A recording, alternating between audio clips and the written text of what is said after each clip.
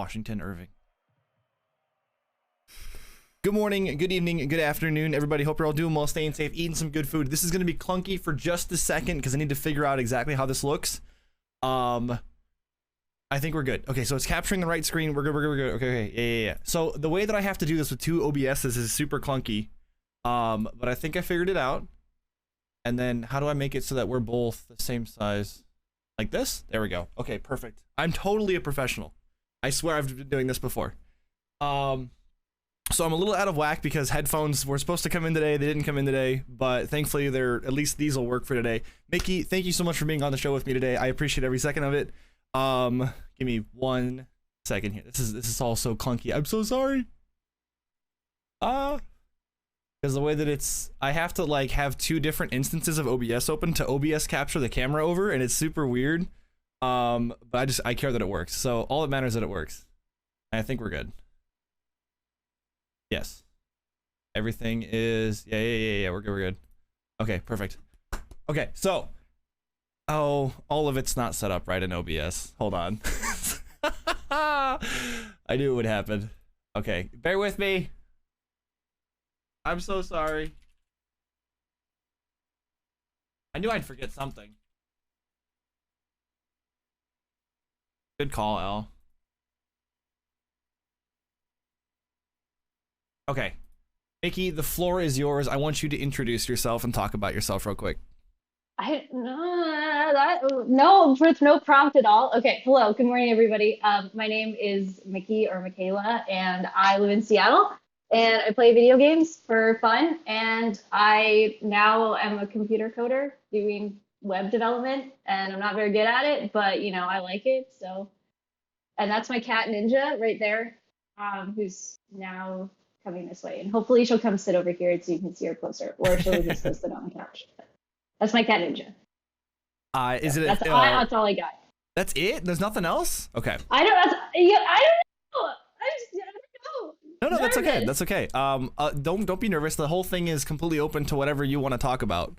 So I mean, I guess we can just move on over to number 2. Where did you get the name Mickey Wolf?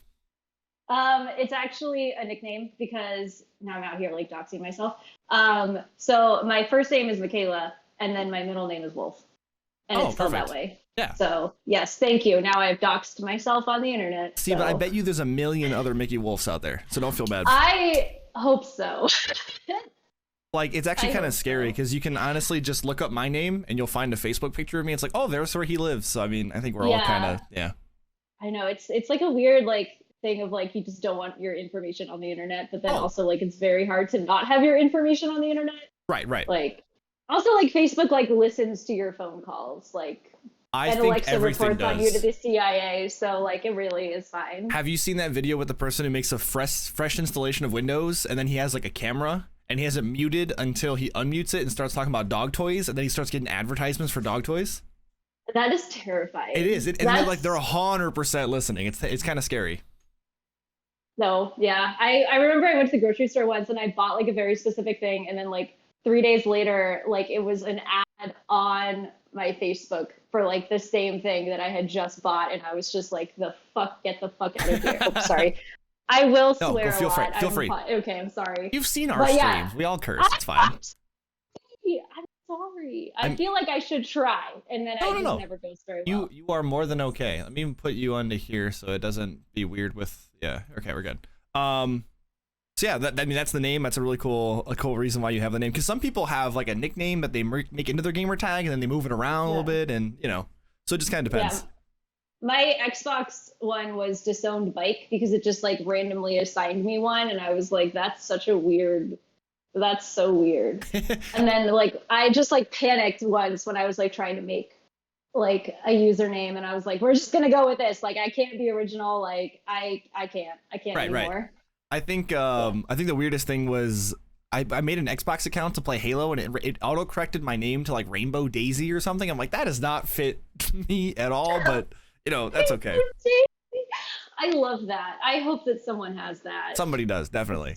Yeah. Wow, that's great. So kind of backing up a couple steps, how did you get into Twitch? Like, well, how did you stumble upon it? Was it YouTube, a friend? It was actually my friend. back in like early or sorry, no, late. I don't time is weird. Time is a social construct. Yep, it is. Um, he one of my friends, like my IRL friends, like wanted to start streaming on Twitch, and it was like right before pandemic hit, and which was like kind of fortuitous because then all of a sudden everyone had all this free time. And so he was like, I'm gonna like stream on Twitch, like you need to come support me. And I was like, just like drop a follow. Because he Right. was like hustling. Like he was like coming up to like random people who like worked in the hospital and was like, follow me on Twitch, follow me on Twitch. And I was like, I honestly like I kind of respect that. Like that takes a lot to just like go up to strangers and be like, follow me on Twitch. But anyway. Did it work so though? Then Did it like actually get people? like a couple of people. He got like two coworkers and like that who like consistently would show up. And then I don't think anybody else really. But you know, you gotta respect them. Like Oh no, it absolutely. I think worked some out for people him. they don't understand the concept of Twitch and like how it's like a live stream interactive kind of thing. Yes. Like I tried explaining it to my mom a couple weeks ago, and like, cause she's like, "Oh yeah, you just play video games online and people watch you." It's like, yeah, but there's more to it. There's like a community background to it. Right. There's talking to people every day. You get conversation. She's like, "Well, what are you talking about?" I'm like, "Well, it just depends. Like sometimes people will talk about their day. Some people talk about politics. Sometimes if there's something big going on, like with the whole thing in Texas that happened recently, that's something people talk about, and it just kind of flows, you know." Exactly. Yeah, so that and I knew of it. Like I knew it was like I just thought it was like for people who wanted to like watch people play video games. Right. And as somebody who just like very casually, like I'm a very filthy casual when it comes to most things except Pokemon Go. You've got the And hood up, then so I have to put mine on now. It's only well, fair. because if I don't have my well, first of all, my no, it ruined my hair. My hair was like fine this morning. See, now I have to like leave it on because like now like my hair is just like statically everywhere. Yeah, mine like I feel like my hair is probably my best feature. So like when I do this, I look like a whole different person. I don't know. You Or look like a Obi-Wan.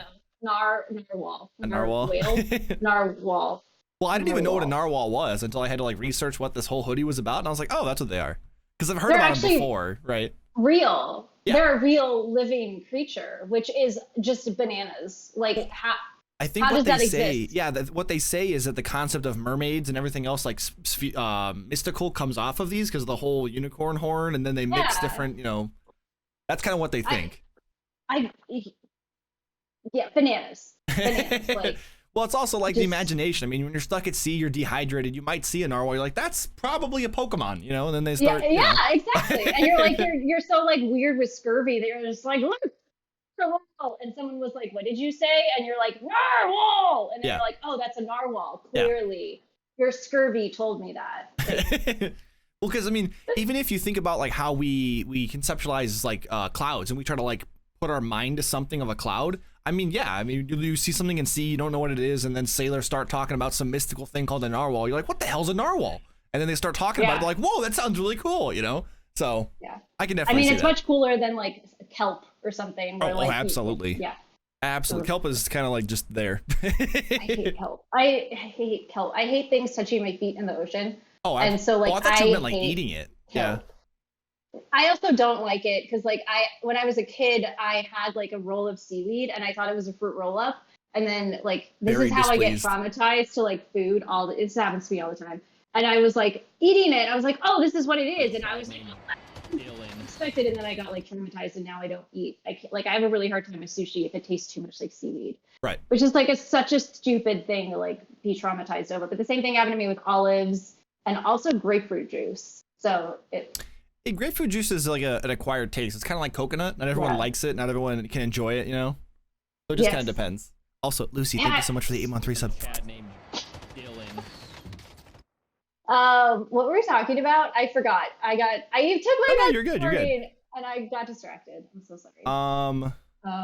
Why did I hear 2 notifications? Am I crazy? Was that 2? What? Hold on. I need to double check now. I heard 2 notifications. What?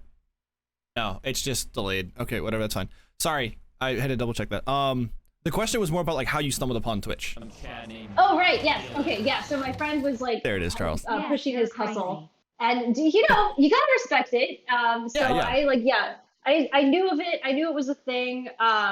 So I started watching him, and then he like kind of was branching out with all these like other streamer friends. So I started following them, and that's how I came across Lucy, and then that's how I came across all of you, was And through that. it's I don't actually also play Warzone, the raid so mechanic is so interesting. Even if you don't play the game, even if you've never heard of the streamer, you can just bring your entire stream to a different stream and give them a whole new taste of like personality and games and everything else. It's so cool. By far my yeah. favorite thing. Yes. And I'm also like super outgoing, and I have this problem where like if someone laughs at one of my jokes, you're my best friend forever now, and I'm so sorry. And so like that's what happened is like people would laugh at my jokes, and it would be like this positive like reinforcement of like this person thinks I'm funny. I will come back and make them laugh now. That's how So you that became the pun champ. exactly. Yeah, I thought I love puns so good. I if I didn't get like when I was working, if I didn't get like something thrown at me during the day, it was like a waste of a day. So Like if I so didn't get like thrown out of a room or like get something thrown at me, it was just a waste. Like it was a waste. the real question is, because you've been in Lucy's chat the most, right? Like when it comes to like the pun command and everything else, how many of those puns do you think are yours? Like half of them, more than half? I would say probably 40%. Wow, 40. I would say Well, maybe five of mine.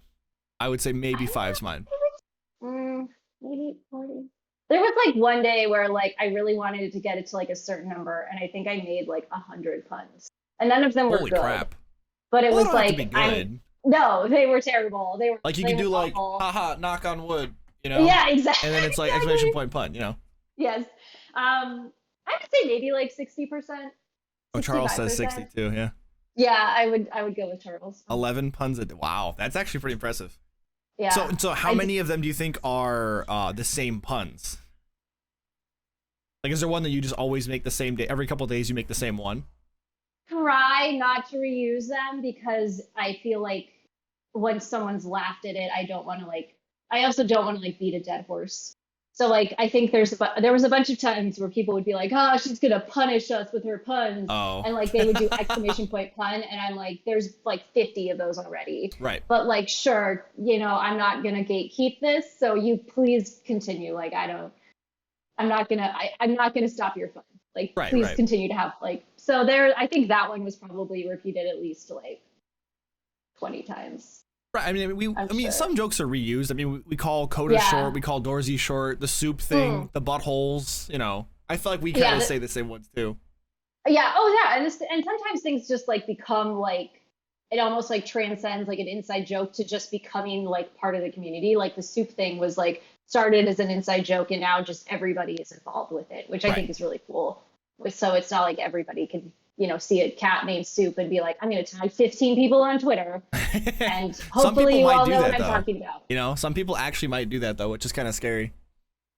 Um, so Would never. moving Never. actually from the soup and cats, actually, how many pets do you have and what are their names? I have two cats, Ninja, who went away. Her full name is General Ninja Darkwing. She's named after Oh. a friend of mine who we were obsessed with Darkwing Duck. If you ever know like that, Yeah, it's yeah. like, so that was her name. And then my other cat's name is Obi-Wan Kenobi. She is a girl, but the reason why we named her that is because she's really scared of everything. And so we were like, oh, maybe if we name her after like a Jedi, she'll be brave. It didn't work. She's still scared of everything, except food. So Sorry, my camera's being wonky. Okay. We're back. Apologies, technical difficulties, great. part 3. Because it kept going from like a yellow saturation to a white, and the yellow and it just kept going back and forth. So I'm just gonna match Oh, you and go a little weird. more saturated. We're good. Yes. What's your favorite memory of them? Specifically Obi-Wan, because I want to know now. I think my favorite Obi-Wan story is so my dad's brother, my uncle, had come into town, and he's been to our house so many times. This was back when I lived with my parents, and he like walked in, and my dad was like behind him, like kind of farther away, getting something out of the car. And like Obi was being like super brave and like hanging out in the kitchen, and I was just like, wow, this is so weird. Like you're so brave. Like what's the matter? Like what's wrong? Are you okay? Like wow, that's like she must be so comfortable around you. And then my dad came in, and they look very similar, Right. and they also were wearing raincoats, and I don't think her eyesight's like very good. Like I think she's kind of nearsighted.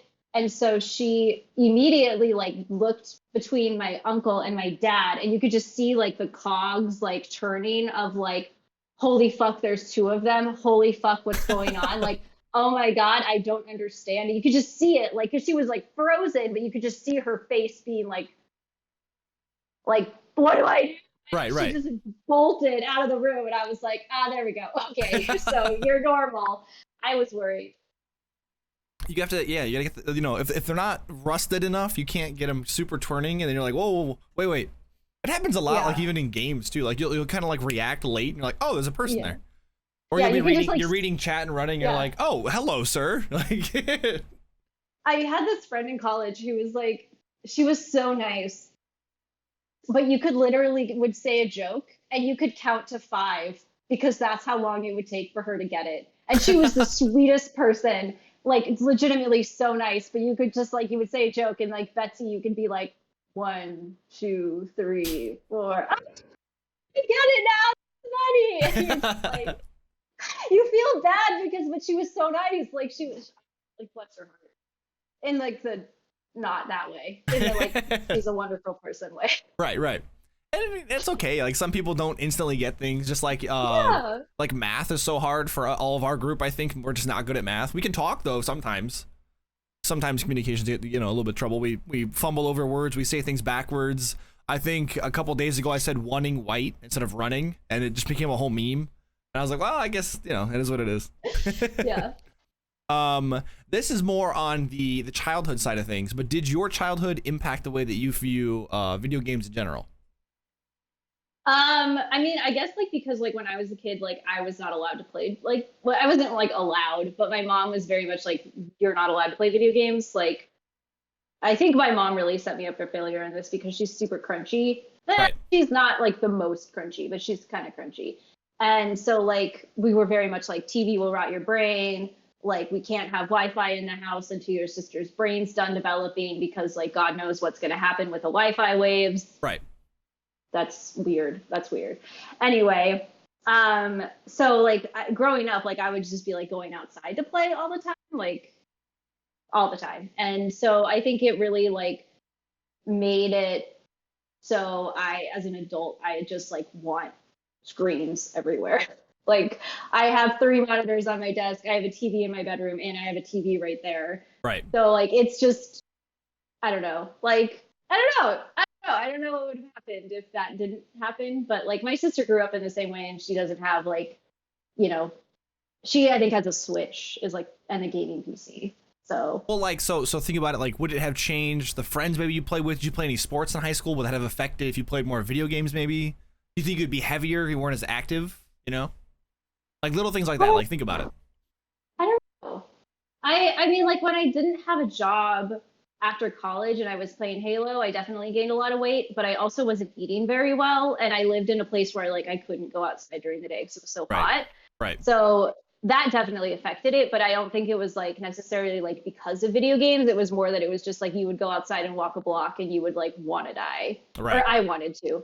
I'm very much a wuss when it comes to heat. So like I was just like, I don't want to do this. Like I will stay inside and play video games. Yeah. So that's kind of where I gained a lot of weight for that. And then but then I like moved it back to Seattle and then like lost it because I was like, I'm still gonna go outside and go on a hike and go in the mountains.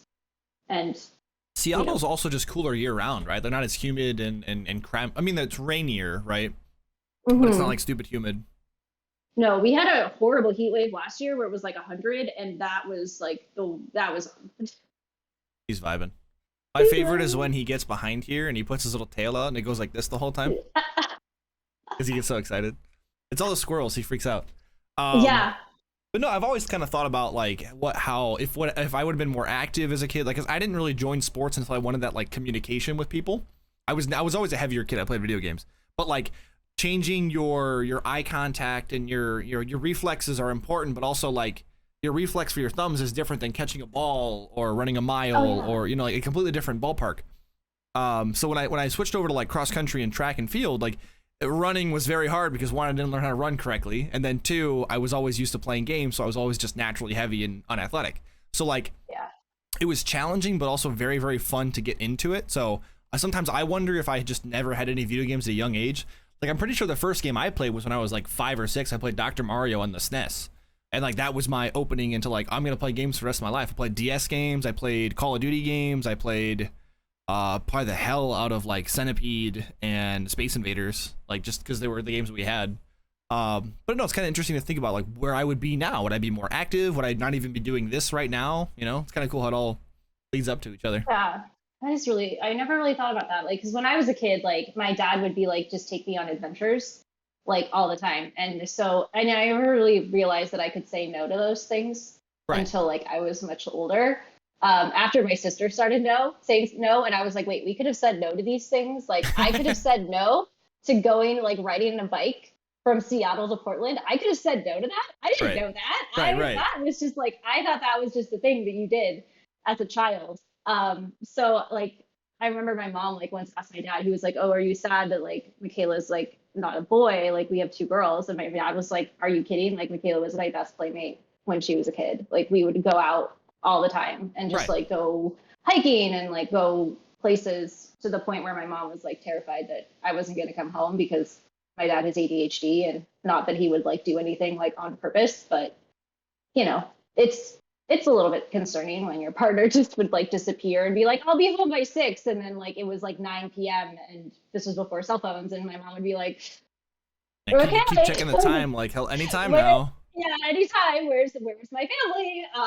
So But yeah, no, I think like, you brought up a good point with the whole environment, like where you live. Because if yeah, you live in, like, because for example, I live in the middle of nowhere. There's nothing but cornfields and humidity. So like staying inside, playing in the basement where it was cooler with games all day, I could go anywhere. I mean, you can literally.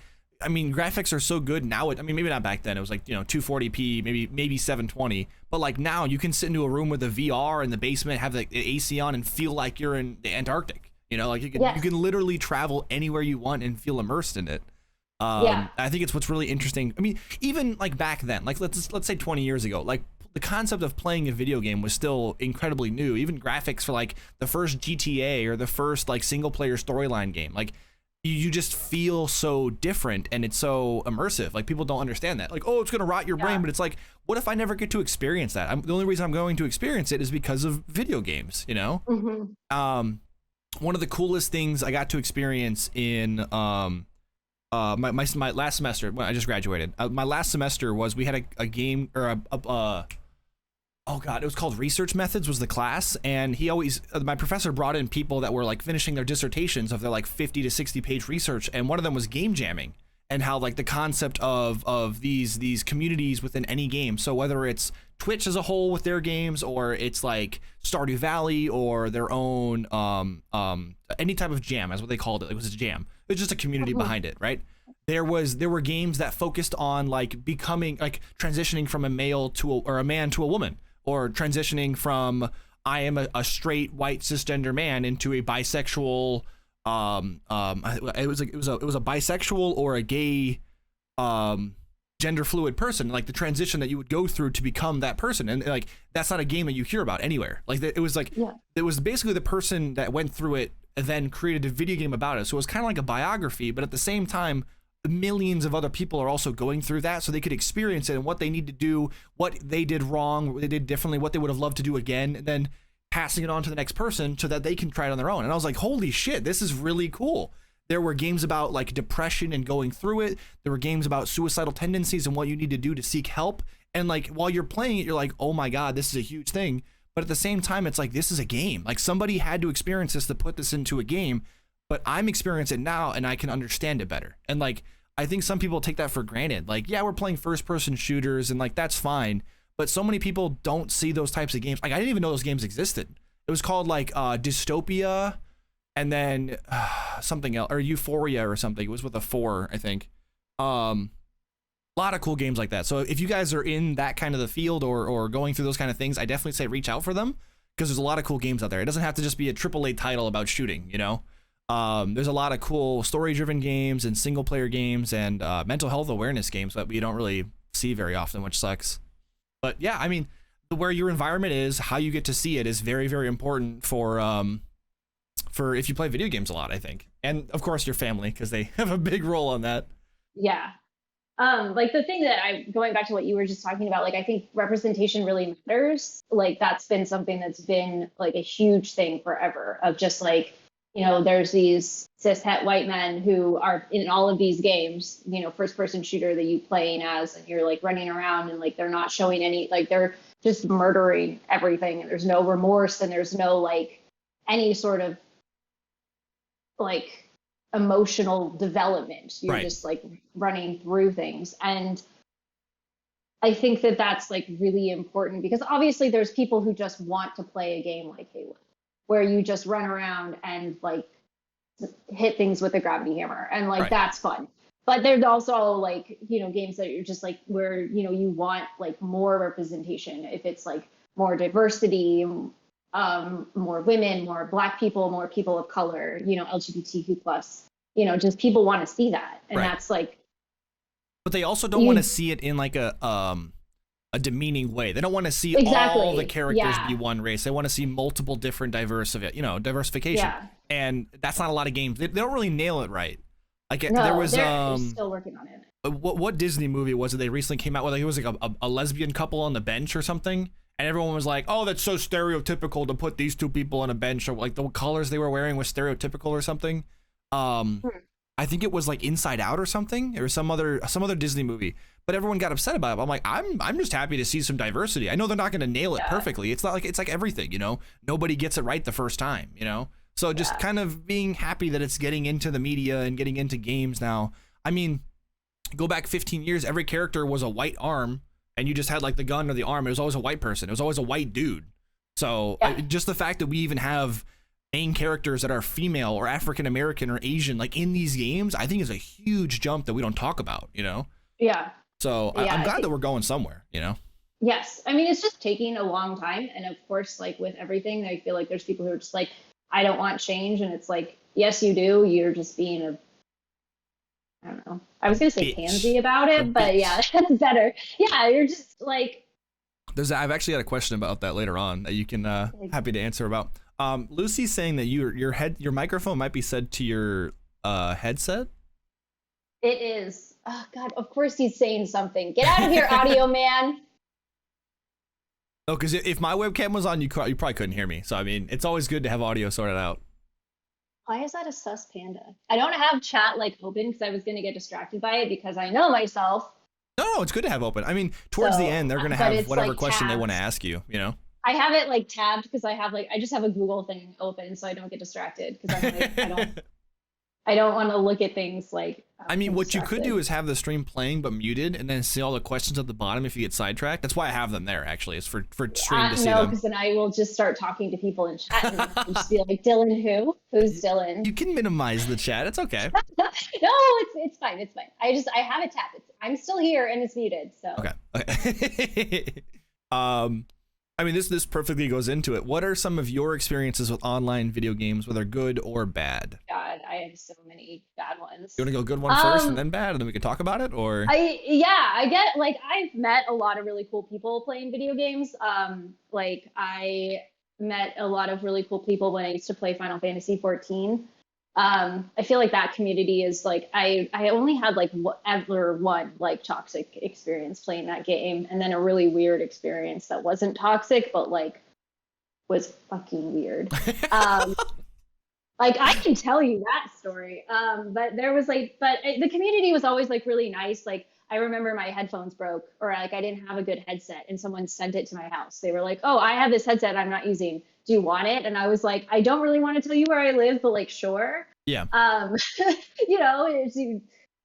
so I think that like that was a game that I made friends with. I also made friends with people playing Destiny 2. I also had Destiny 1.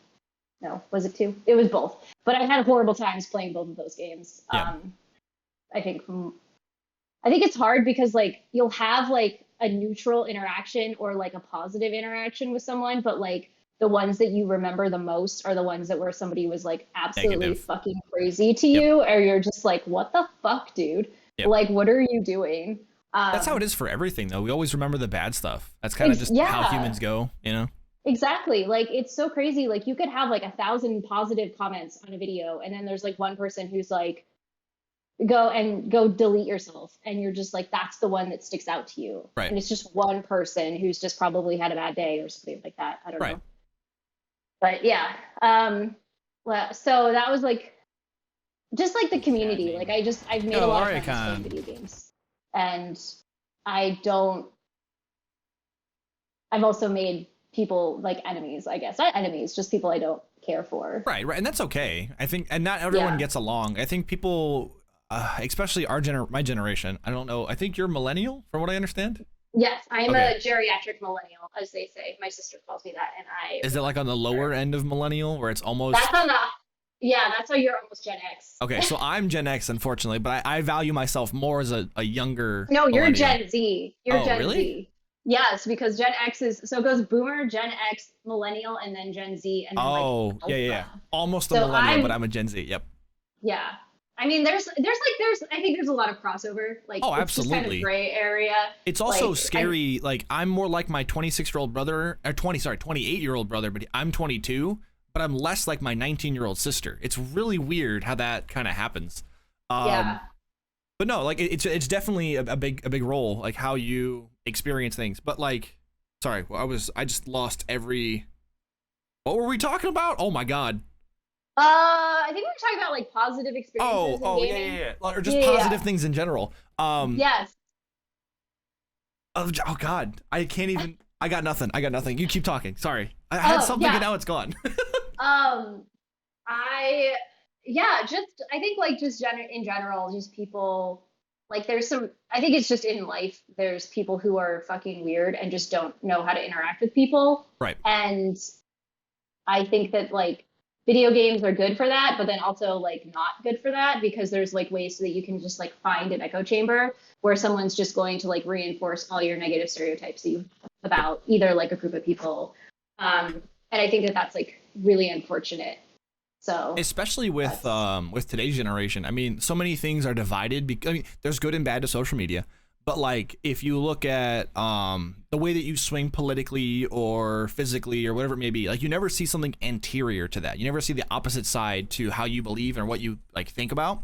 So I think that when you're playing online games, for example, and you see somebody different, you kind of get like upset. You're like, well, this is weird. This isn't what I'm used to. You know what I mean? Especially with, again, it's unfortunate, but women in gaming, like people get super upset because this isn't a man behind the screen. It's like, well, what's wrong with that? What if they play better than a man would, you know? Like, they just get so negative immediately about it instead of seeing the positive side to it. You know, it's like, maybe you get a different perspective. Maybe they have a different rotation. Maybe they have a different concept of playing the character. Like, people just think it's immediately women are bad at video games. It's like, what the fuck's wrong with you, dude? Like, take a step back. Think about it for a second, you know? I wish I had taken a screenshot of this because it was like so fucking wild. But I was on Twitter, and it was back when it was kind of like there was like a whole thing about saying slurs, like people like saying, oh, you know, like if you have like a DEF CON or something like that, or you're saying slurs in like a lobby or whatever, like what are the ramifications of that? And this guy like tweeted out, and he was like, he'd commented, and he was like, I come home from work and I want to play video games, and it feels like work because I can't say these words. And I was just like, what? I didn't even respond because like I was just like, this is fucking bananas. Like, tell me that you don't have any like people of color friends. Tell me that you don't know any like LGBTQ plus people in your life, and tell me that you don't have any women friends. Right. Like, that's what you're saying to me, is that you have no diversity in your friend group. Oh, just a bunch of white people, probably. That is like, or that you don't have any compassion, or that you actually don't know what these words mean. And like, I just like was just like, I was floored. I was like, I can't believe that you said that on the internet. Like, I mean, that's the thing. People don't understand. I'm still in awe. This was like 3 months ago, and I'm still like. See, that's where I find like there's like a gap with social media. Like, if, for example, I think social media is a great thing. I think there are pros and cons to everything that we do. However, the things that we say on an online game, if you were to put five random people in like a League of Legends match, for example, right? You put them all into a LAN party. They're 5v5. They're facing each other with the computers, right? Or just computers in between.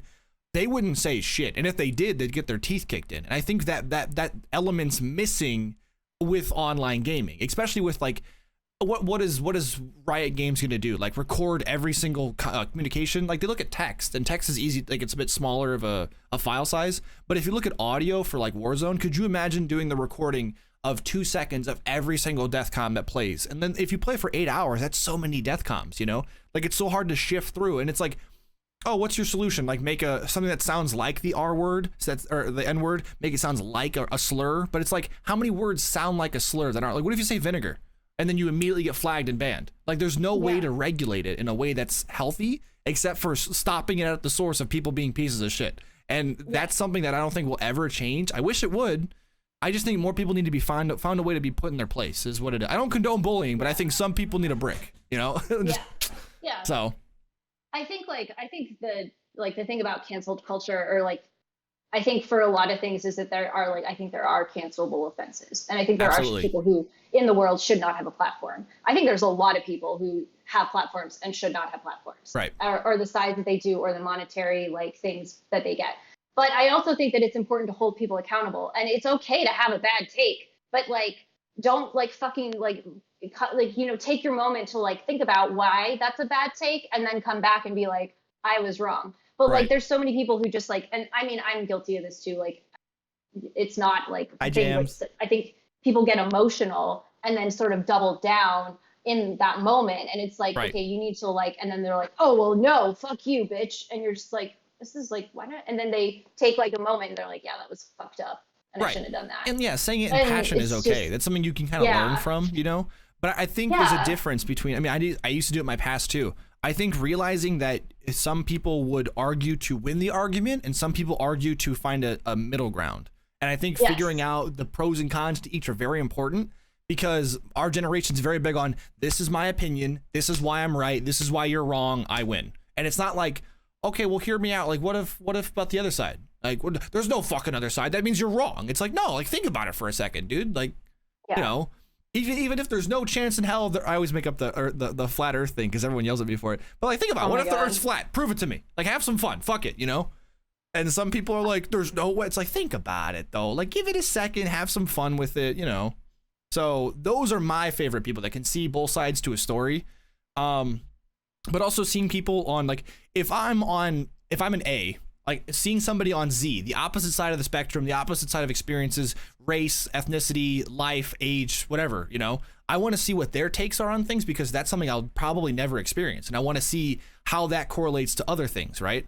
And some people are like, oh, that's so weird and stupid. Like, why would you want to do that? Are you gay? It's like, what do you mean am I gay? How does that make me gay, trying to learn new things? Like just because you have no compassion or understanding for another side of a story doesn't mean I'm the idiot here. You're the idiot, I promise. But, you know. What's wrong with being gay? Like, no, nothing. What, like, that's what the is thing. that? Like, aside from like a group of people telling you you're going to go to hell. Right. Like, really, that's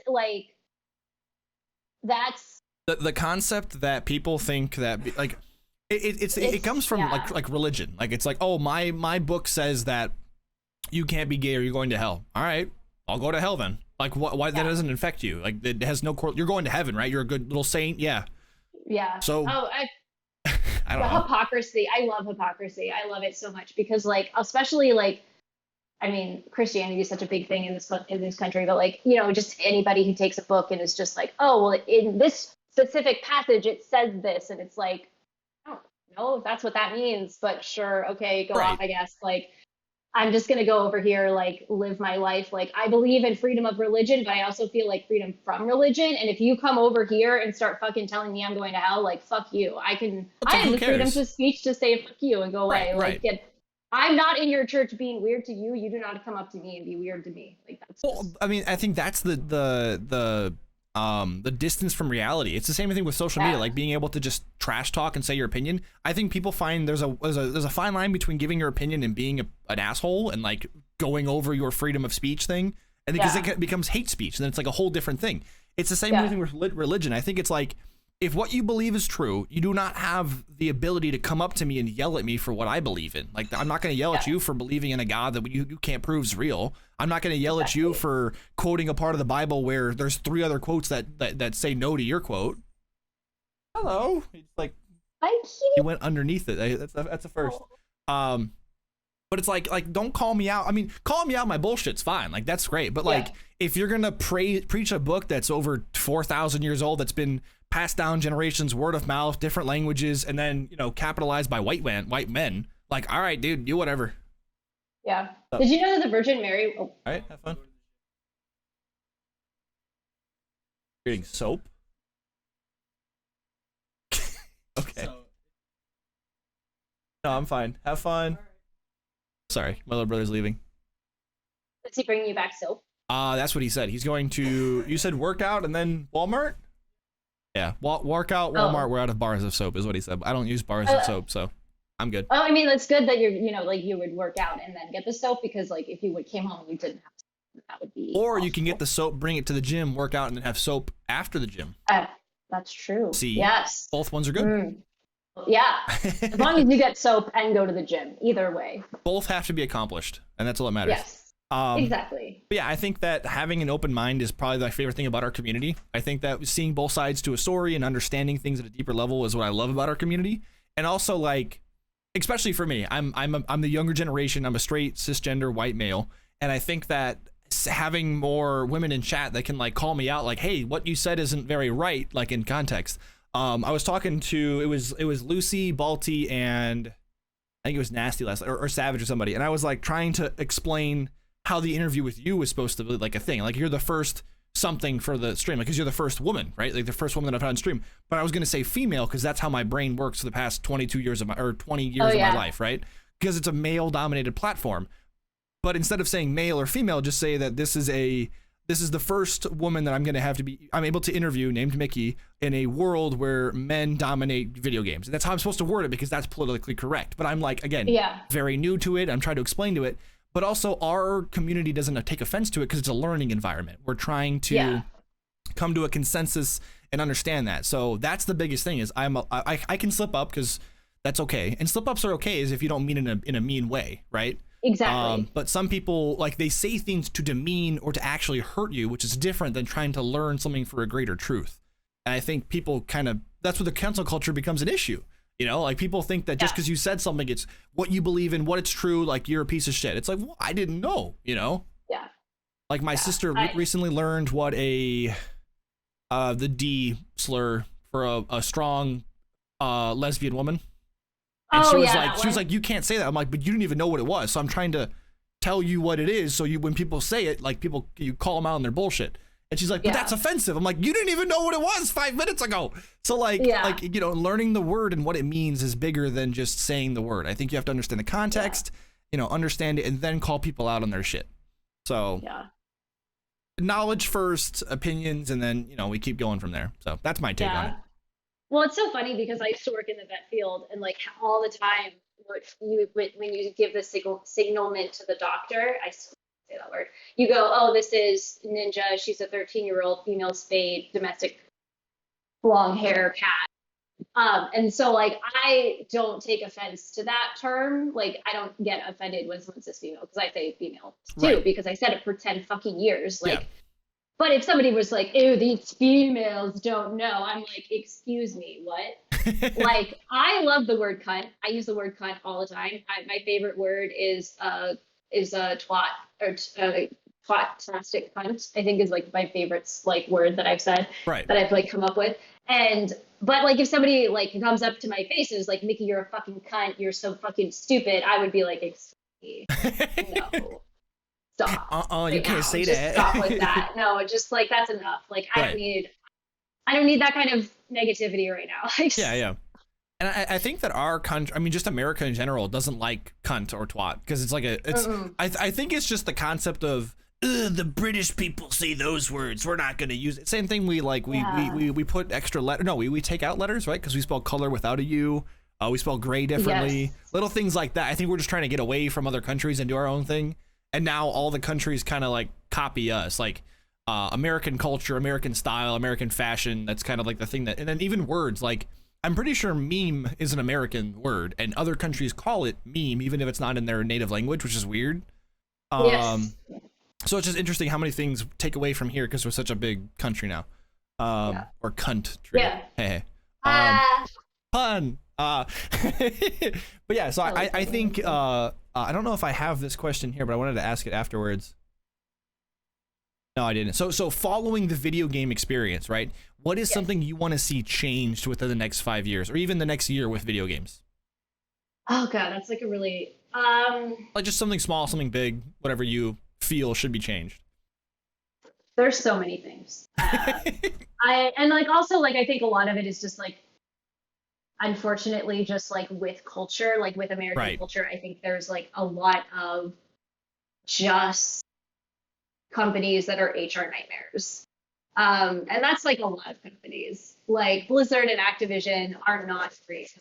Like we've kind of seen that with like how with all like the sexual harassment cases and everything like that. Like I just also like the unfair labor practices that like a lot of these companies have are also very fucking weird. Like Ubisoft like basically was like exploiting the labor of their devs to the point where like some of them were like in extreme mental duress and like no one talked. God, there's so many things. I think loot boxes are the worst. I think loot boxes are. These are not in any particular order. Sorry. It's like the concept of gambling, right? Just in general. It is. Yeah. Yeah. I mean, like that was like a. I was having the reason why I brought that right up right after Ubisoft is because my sister and I were having a conversation about that once, and she was like, "Oh yeah, like actually loot boxes are terrible for people who have like gambling addictions or in recovery from gambling addictions because it just like basically like and also like the statistics on those are like fucking terrible. Yep. Like just atrocious. So It's I would also love to like see an that go under away. it's an under 21 gambling concept too, right? You don't have to have parents' permission. You just have to have a credit card with your account that's tied Yes. to it. Yeah. And you can Yeah. do it. And it's also Yeah. like more enticing gambling too. It's not like, oh, I'm gambling for money because I'm putting money in to gamble for money or tokens or whatever, maybe for a casino. But like you're getting fake items, right? But it's also like they look really cool. They're pixels, you know? So Yeah. people get really excited by that.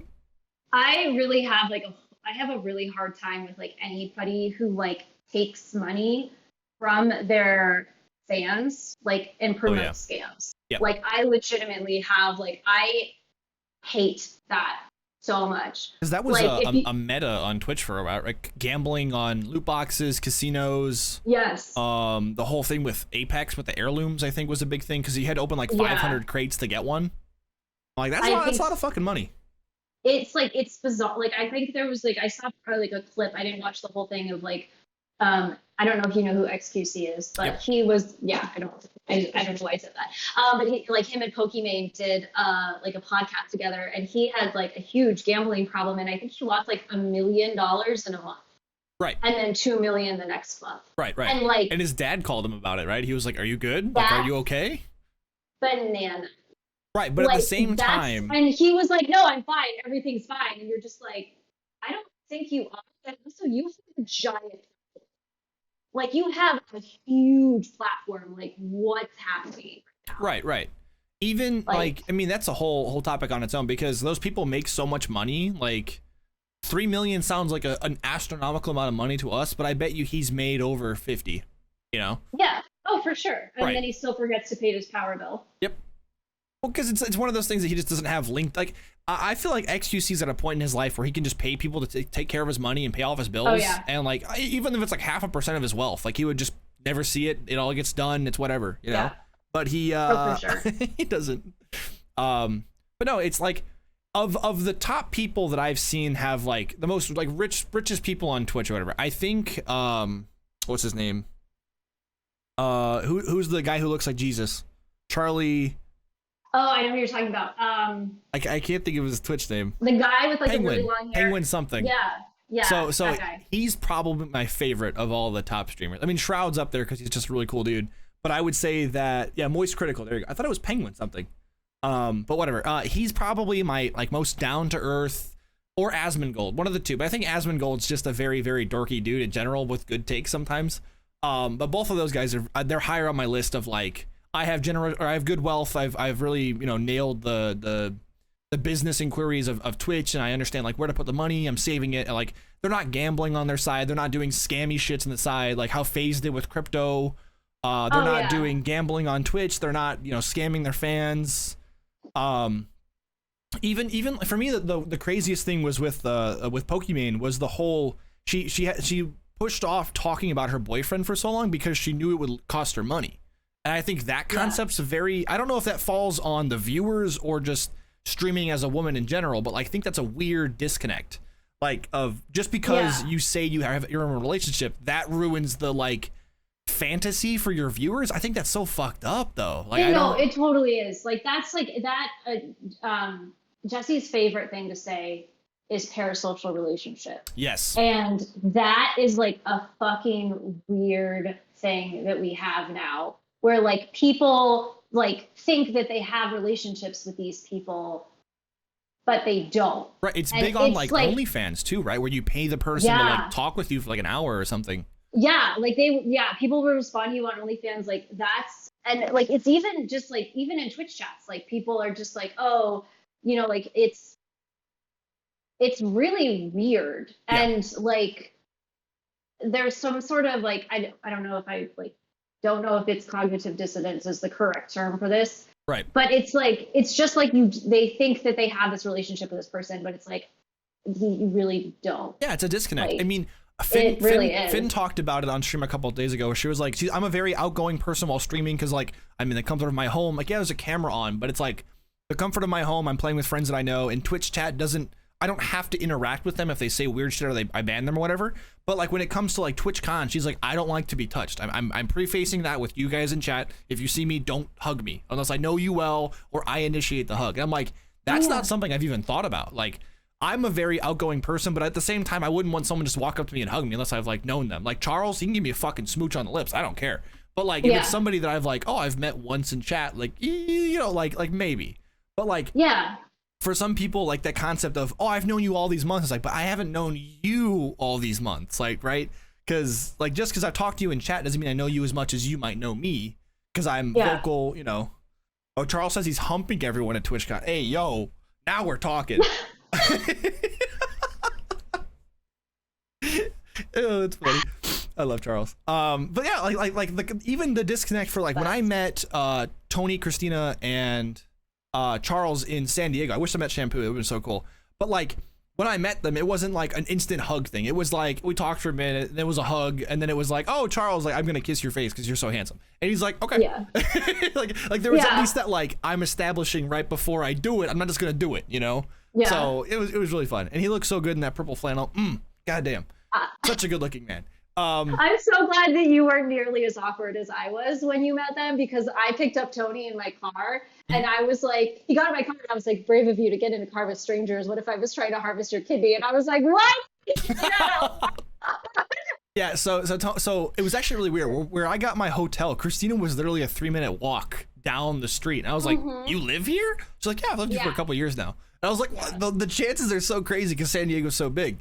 But they picked me up in an Uber. So Christina sat in the so cute that you thought that you think that San Diego's a big city. I mean, it's pretty big compared to like the towns around me. Like Maryville's probably the biggest place around where I live.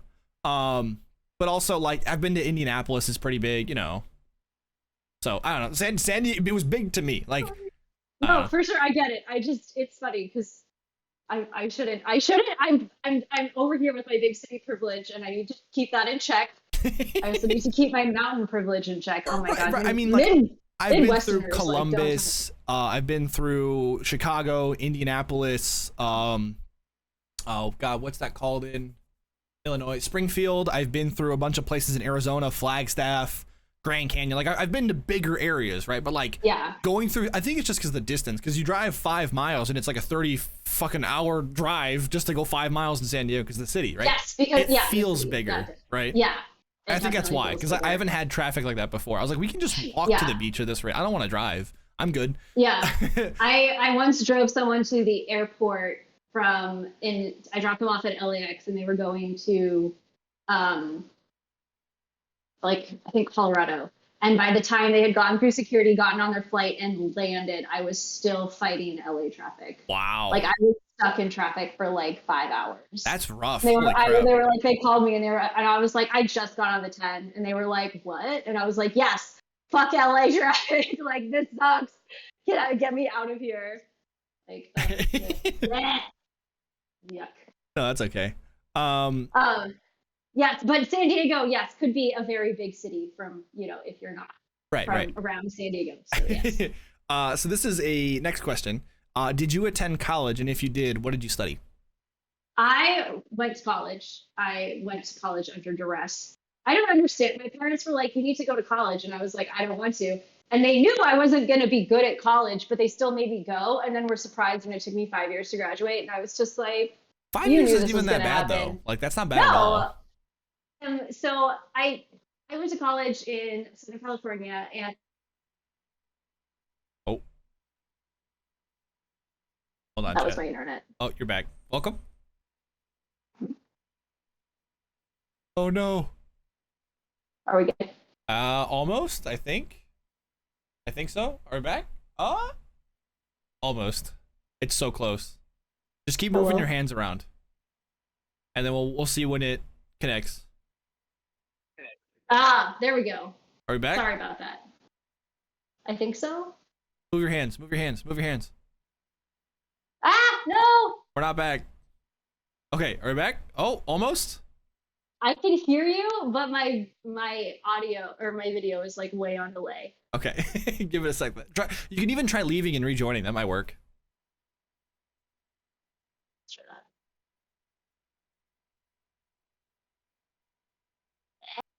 Is it my internet too, Chad, or are we good? I need to make sure. Are we good? No, we're good. Okay. Making sure it's not just mine. Are we back? Hello? Better? Maybe. I think so. Are we good? Okay, give it a second. I hope so. My internet sucks. So Lucy's yelling at you to use a Ethernet adapter now. Of course he is. Stop telling me how to live my life. I'm more surprised you're not on Ethernet. Ethernet's where it's at, dude. Screw Wi-Fi. I don't have an Ethernet adapter for my computer, and that's what I'm using right now. My laptop, sorry. They're so cheap. Oh, you mean like you don't have it on the laptop itself? I think so. It's a new laptop. No, I don't have one. I need one. You might be able to get an adapter, like a USB Type C to one, or a USB to one, or something else. Yeah, I had this issue with my Zoom stuff. Hey, you went through this with Lou and you refused? What? I didn't refuse. I might have refused. Ethernet's a whole new world. That sounds like something I would do. As somebody who had to rock Wi-Fi throughout all of college, I hated it. And then every time I would come home to like good internet, I'm like, oh my god, this is beautiful. Like, never leave me, please. I'm gonna do this for a second and see if this helps. Maybe. If it's a little delayed, it's okay. It's not a big deal. It's really delayed. Okay. So I'm just gonna turn this off for just a second. You asked me what I studied in college. Yes. And so I studied government, which is like political science. And I did not I don't ever recommend anyone study. So boring. But I studied abroad in Kenya for 3 months, and that was like the coolest thing I ever did. Like abroad? Like you guys got to go there because of like part of the curriculum or something? That's so cool. No, it was just like I just like chose to go. Like they were like, "Oh, you want to study abroad?" And I was like, "Yes."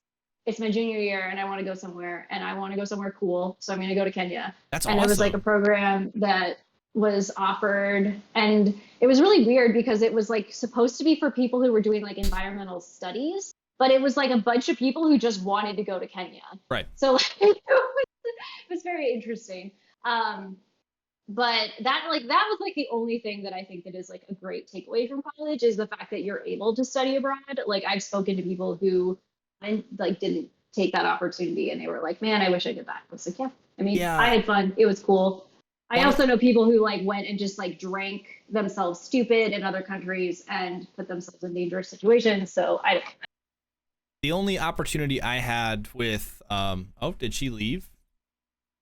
I think she just left the Discord. She just left the Discord.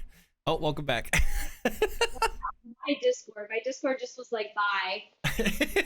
I was gonna say the only opportunities we had at PNW, unfortunately, was Paris, which I didn't study French at all, so I would have hated it. And then we had a sign language course in Florida we could have gone to, but I was like, that's okay. Yeah.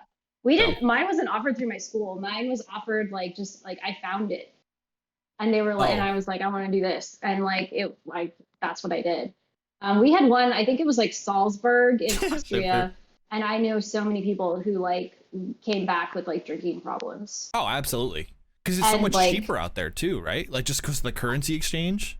I don't even I guess, I don't know. I mean, it was wild. Like I heard like stories from people when we got back and I was just like, oh, okay. I'm glad you're alive. Like that sounds like a story where you could have been in some serious trouble. And you probably could have died. Here. Yeah. Yeah. I mean, it's so like I don't know if you had this, but we had May term, which is kind of like January term. So we would have like 2 semesters and then this like random month where you could just like study whatever, like there'd be like one class you would study. Oh no, we didn't have that. We had this thing where it was called Every Day in May, where you would basically either one like drink or get drunk. Oh. And I knew of like 5 people who came out with like severe drinking problems and they were like 21, 22. And I was just like, the interesting thing is around here, most people just drank from like 15 to 20, I think. And then in college, it was like, I would get drunk after a final to like celebrate. But like most people do all their drinking stupid early here, which kind of sucks because I didn't. But there is a place kind of close to me called Brewfest where you basically you get a glass, whether it's like a cup or a coupe or whatever the cup is for the beer, and you can go up to the machine and pour yourself a drink. So if you want to have like a taste, you would only get like this much out and you would taste it and you would pay by the ounce. So you could find the cheapest beer in the room and just get shit-faced for like $10. Wow. Or you could spend like 30 and keep trying different things. They have like 20 on tap and they you know, and when they run out of a barrel, they put a new one in. So we went there. I probably spent $20. I tried 7 or 8 different beers. I got drunk off of one because it was like 5 cents an ounce. And I was like, dude, like a whole beer like this size was maybe 30 cents. And I was like, this is great. That's awesome. So certain places are like that. Some are better than others. Some are cheaper than others. Because if you go to a bar, you're paying $15 for a drink this size with that much alcohol, maybe. Yeah. So for there, I mean, if you guys can find local beer, like if you're not a beer guy, there's wine, you know, there's wineries like that too. Trying, what are they called? The where you get like a taster almost. Yeah, well, like it's called a palate. It's a palate, but it's called like a. Oh no. A flight. A flight is what's for beer. Yeah. So I think wines have flight too. I couldn't think of the word. But you can get different flights and they're pretty cheap, like $10 for 4 different types. And you usually get like 3 or 4 ounces, sometimes 6. They have whiskey flights, they have beer flights, wine flights. I don't think whiskey was a good idea because it just tasted all the same to me personally.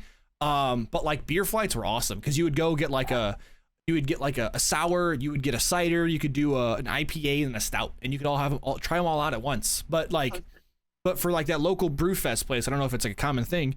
I could pour myself 1 ounce for less than $1, try it, and have like all of them tried for $20, you know? Yeah. And like that's a lot cheaper, but not everywhere offers those. Yes. Yeah. So it just kind of depends what you find. Yeah. But yeah, exactly. lot of fun stuff. But I mean, like that's on a budget. You kind of turn into an alcoholic because like these are all fucking amazing. Can I take these home? Yeah. It just keeps going. Yes. Then next thing you know, you're in trouble. Yep, and it catches up to you. But it's like I'll get drunk on a cheap budget so that when I go home, at least if I have to pay for a ticket, I have to at least, you know, it's fine. But no, drive safe, be good, you know, the whole thing. When I was 5, it was Passover, and my friends had made their own grape juice, and to recycle, they put it in wine bottles because they're like, oh, this is great. So then we, as children, decided that like everything that was in a wine bottle looking thing was like grape juice. Yeah. So we of course got into the wine after we finished all of the grape juice. And the next day I remember like we were like running around and I don't remember anything. And apparently we all like fell asleep on the couch. And the next day I woke up and I thought I was dying. Because like how do you explain a hangover to a 5-year-old? Like Right. you're like, what is this? And my mom was so funny. She goes, I don't think you have a very good reaction to alcohol. You should never drink again. And I Right. was like, okay, yeah, that tracks. And then as an adult, I actually don't like alcohol because my body just thinks it's poison. So Right. it's Well, like, it is. it's I like, mean, it literally is. yeah. So I don't know. I never really I don't like drinking very much. Like, It's weird. Whenever I go drinking, my biggest thing is I have to have. So I get my glass of water first. So I'll start with water, then like a very fatty or carb heavy food like potatoes or fried oh pickles yeah, or whatever, and then I move into like alcohol. But as soon as like I stand up and I start doing this, it's time to put the yeah, alcohol away, drink more water, eat more food. You know, like, cause like the yeah, back of my head, I'm like, I'm still DD, even if I'm not DDing 17-year-olds, like as a 17-year-old. yes, But I still have to drive home at some point. So I know in the back yeah. of my head, like, this is fine. Even like I'm at home right now and I still have, hang on. Like I'm in the comfort of my home. I have the ability to do whatever I want and I still have these, but like I can drink them as much as I want, but like I don't want to get shit-faced drunk, you know? Yeah, exactly.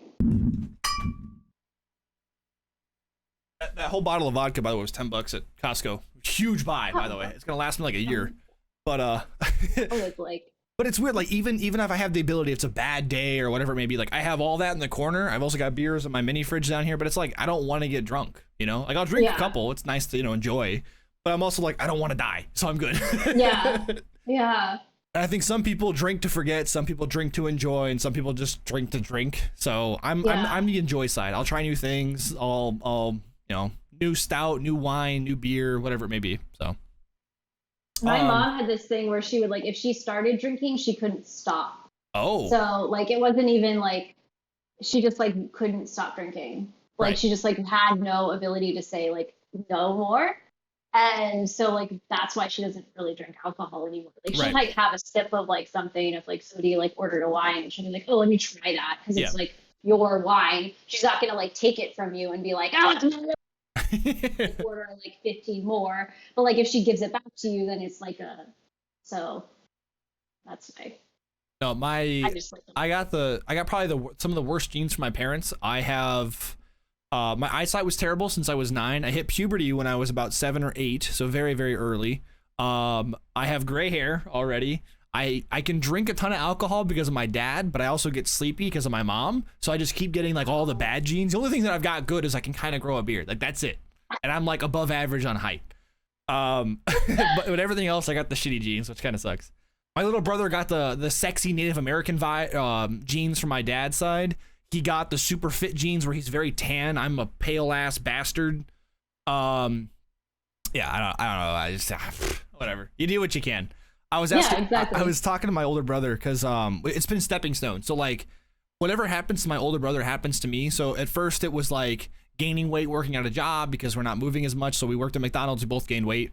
And then it was like a big breakup from like whoever you were dating at the time. His was his ex-girlfriend Megan. Mine was Katie. He was with her for 7 years. I was with Katie for 4.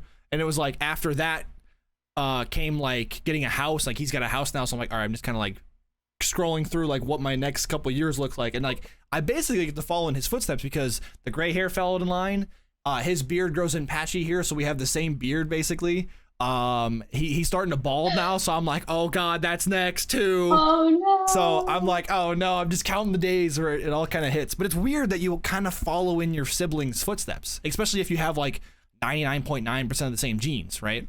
So yeah. counting the blessings, I'm glad that I have gray hair. I'm not balding just yet, but it'll come at some point. So I don't know. It's nice to have. As an older sibling, I just have to pave the way for my younger sibling, but like she's like different enough from me that like I think we're fine. Is she Like, younger, like 10 years or? she's 8 years younger than me. Oh, it's not too bad. Yeah, and she has red hair and she's tall, and I like it's funny because we don't look alike when we're like if we're together. People have like confused us for girlfriends before, but like if Oh, we're with our parents, like then they're like, oh okay, like yeah, that tracks. I almost feel like Yeah, if you have a different hair color from your sister and you're a girl, I think you just look different, like completely, whether it's facial features, whatever it is.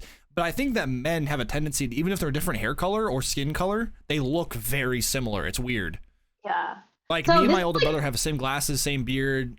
He flips his hair this way, but I flip mine there this way. So I'm more when Obi-Wan, he's more General Grievous, you know, the whole shebang. this is like a weird thing, and it doesn't really relate to what we're talking about, but like this is just something that happened to me a lot when so I have two friends who are blonde, and then I have another friend who is brunette, and we would go out together as a group.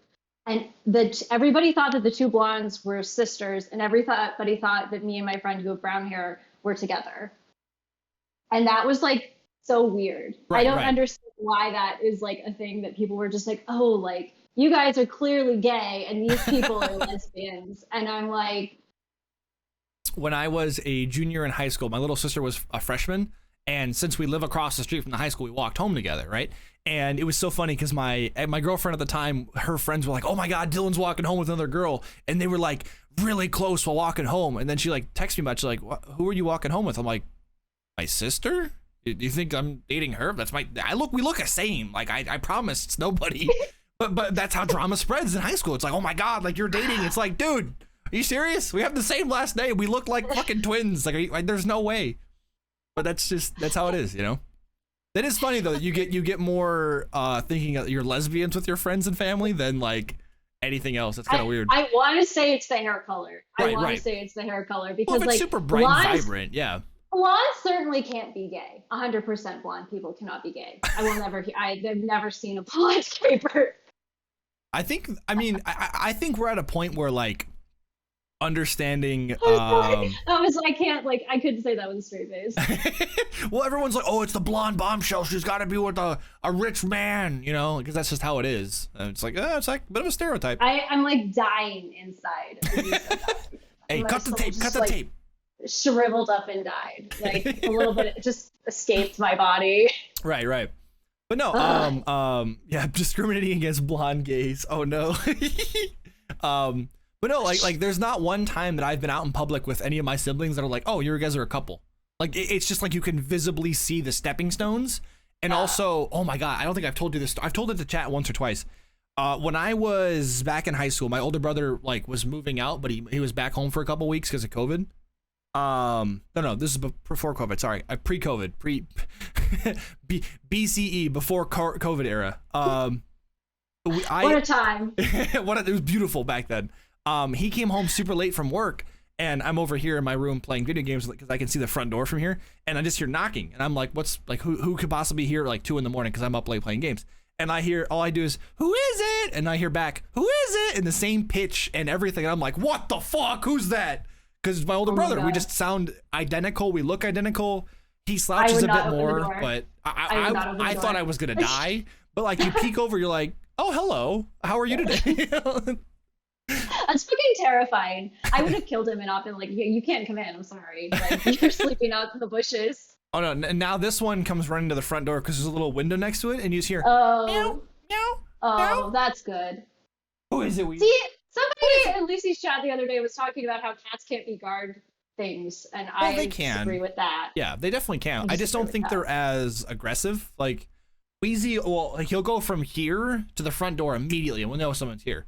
Yeah. If it's nighttime, he'll kind of like chirp at him, or like there was a car came home. I think it was my little sister's boyfriend, and I was like, "Oh, like somebody's here," because he went sprinting for it. But like, I think it's because I know my cat now. I understand like why he goes. He's like, "Oh, it's new people," you know. So Yeah. dogs do the same thing. We said they'll start barking from across the fucking house and then sprint across the house barking to the front door. It's Yeah. like, dude, shut the fuck up. You know, I'm definitely more of a cat person, but you know, it is what it is. I like cats because they are very like low maintenance and very easy Yep. to take care of, and dogs feel like are a lot of work. I mean, you can't get like low maintenance dogs, but you still have to like take them inside. For cats, I think like, you the get- hardest thing for him is he's a spoiled bitch when it comes to food. He likes the little the like purees soupy, the ones where it's like super liquidy food, not like cat food, but he likes his little soups. So he's a very high maintenance cat for that. And then clipping his nails is a bitch because he starts clawing and he does not claw. Yeah. So Yeah. he's like, "Don't cut them. Like I don't want them cut today." So I had to put wherever Ninja is, I have to put a towel over her face so I can cut her nails because she tries to bite the clippers out of my hands. And it's just like, no. ours is just No. constant hissing from him. He's a little butthole. Yeah. And you know, Yeah. but it could be worse. Cats are cats. You know, well, exactly. And like that's the only time he's aggressive. Any other time he's a gentleman. Yeah. Like if you pick him up and pet him, he'll kind of like sit there for a minute, like what's going on? Like the height's really cool. I love being up here. Yeah. And then he'll kind of like lightly like meow and then kind of push his way out like kindly, and then we'll let him go. If we're petting him and he doesn't want to be pet, he'll just kind of like push your hand away, like no, thank you, I'm okay. Yes. But it's like I've never had a cat do that before. Like I've never had a polite cat that's not gonna like start clawing or biting at me if I pet them too long. He's just like, no, thank you, I'm okay. Thank you though. Yeah. I appreciate it. Next time. Yeah. So it's just I don't know. Cats are this cat at least. He's a little homie. He's like a little dude. I love him. Yeah. But cats are the best. I love them so much. When looking back at college, what do you think your biggest mindset shift is? God, I was such a fucking asshole when I was in college. I think we all were though. Oh my God. Like, I like was just so idealistic. Like, I'm gonna save the world, bitch, you're not. Like, shut the fuck up, you're not. And like, oh man, that was fucking weird. I mean, I don't feel like I wasn't a bad person, but like, I think I was very like idealistic. I was very like just kind of fucking annoying and like thought I knew best, and like I don't, you know. And I think that like everybody kind of goes through those phases in your life where you're just like, I am like so smart, I know everything, and then you're like, oh wow, reality, I don't know fucking shit. Like I know nothing. So I think that was kind of like, I think that I'm very glad that I don't think the way I think anymore. I mean, I still have like a lot of the same like values that I had in college.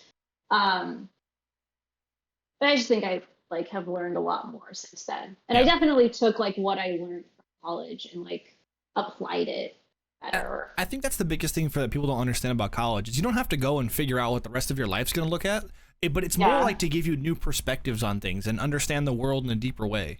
Like, you came in wanting to save the world, which is like a naive high school mindset because like, you got to go to college, you got to change the world, you're the next generation, you know, and then you get to college and you're like, I can't do shit. I haven't got no power down here. I'm the bottom of the barrel, you know? Exactly. Oh yeah. Like, I mean, trying to like get a job after college is just like so weird. And then also like the fact that you learn things, but you don't learn like a lot of things, like just paying taxes.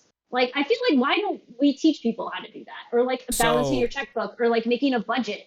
And like, we never learned that. Like, that's something that I never learned. So when you think about it this way, right? So we've had this conversation a lot. If you were to think about who you were in high school, freshman year, high school, would you have ever sat down and understood taxes? Would you have cared to learn? Because you don't have anything to pay for. Why do I have to learn about taxes now? Like, I'm not an adult. I don't have to pay for anything. And some people don't even like pay taxes until they're done with college. Like, let's say you live a good life and you know, most of your parents pay for your things, or you've got an allowance that you get every week. Like, you don't even have to pay taxes on shit. And then all of a sudden, like, I have to learn about this. This is fucking stupid. Like, this is a dumb class. I'll go take something else.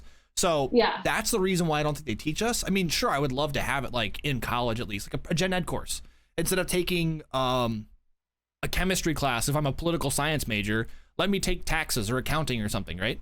And like that would be fine. I would love that, but I don't think in high school it would make any sense. Just like taking calculus, I think was stupid, you know. But whatever.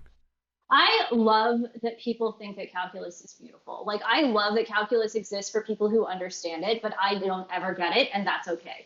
Like, it's okay that I don't get it. It's the same with like political sciences too, you know. Yeah. Oh, exactly. I think that there's like I excel very well in things that I'm like interested in, but if I'm not interested in it, it doesn't mean it's bad. It just means that I don't have an interest in it and I don't want to go learn how to do it. Right. So like calculus, I mean, calculus is very important and it's very like, there's people who like it and I appreciate those people, but those people are not me. Jams goes, I'm 34 years old and I've been paying taxes for 18 years and I still don't know what the fuck I'm doing.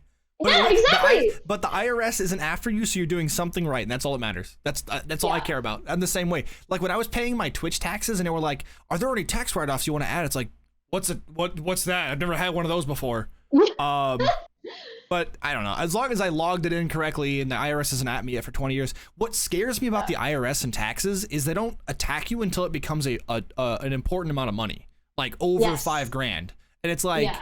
Why didn't you tell me when it was like 20? I would have paid you the $20 back, like, 20 years ago. That's fine. But like now that it's $5,000 and it's actually monetary value, like now you're coming after me. It's like, I don't have that money now.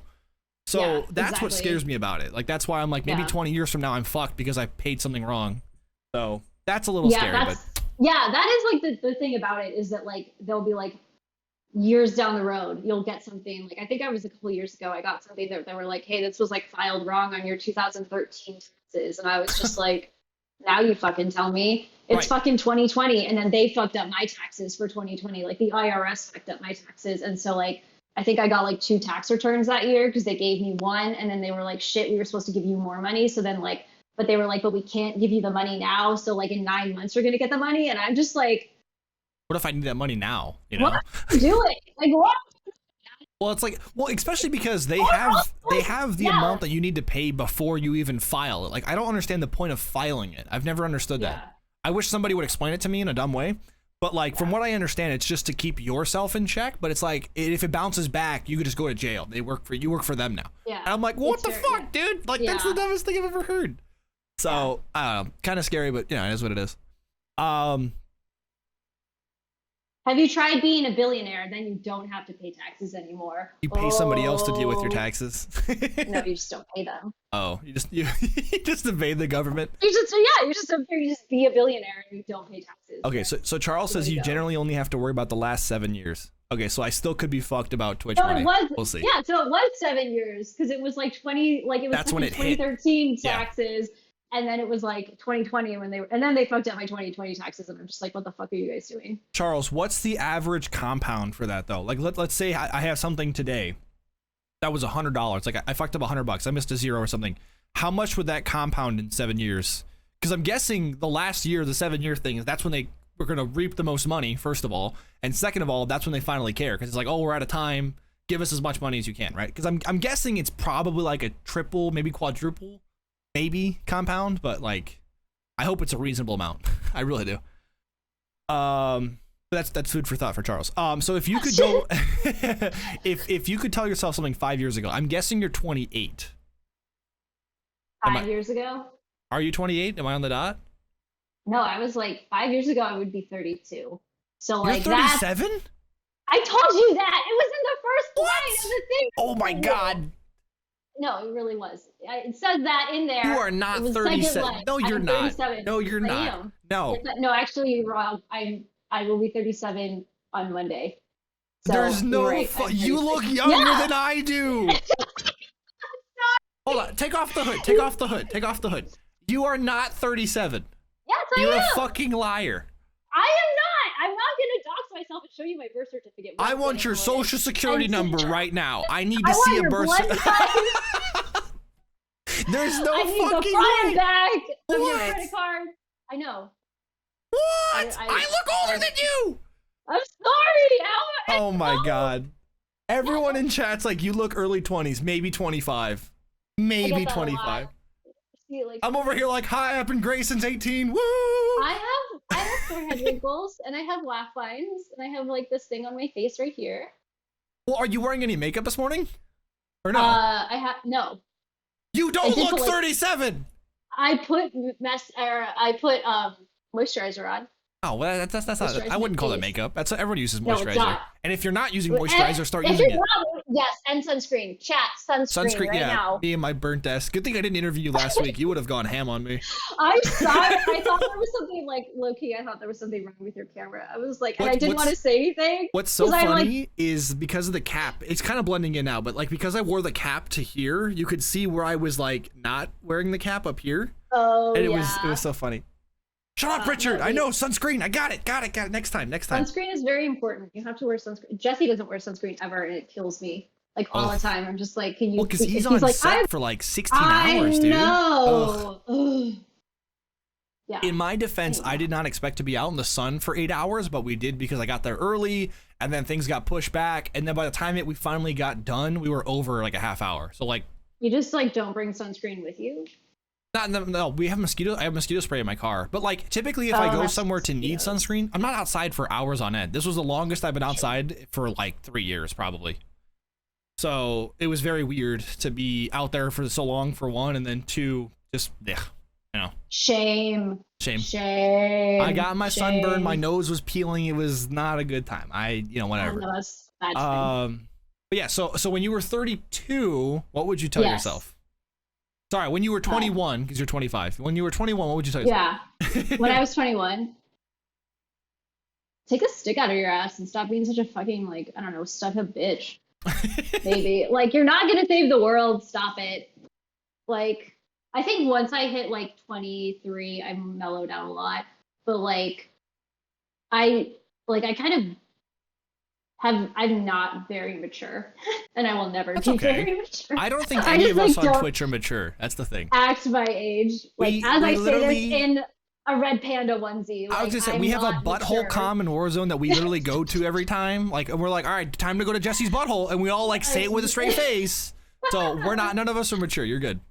So but like I think I just always like knew that I was like I don't know where I was going with this. Yeah. So, but I think like I was a lot more, I think I kind of realized that when I turned 30, like especially when I turned 30, that was like a huge thing. I was like, oh God, I got to stop swearing as much. And somebody Oh. was like, why? And Yeah, I was yeah. just like, I don't know, because I should be like, I'm an adult now.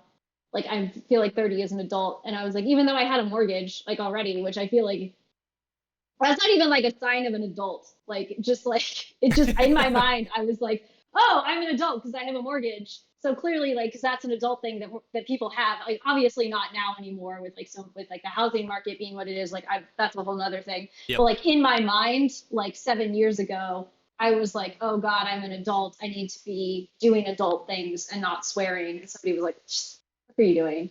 So like, I think that's kind of when I just stopped giving a fuck. Right. It's just like That's it's a like good I'm thing, just though. gonna do whatever the fuck I want as long as I'm a good person and not hurting other people and just try to be the best person I can be. And, Right. like, Which is a growth good thing. Yeah.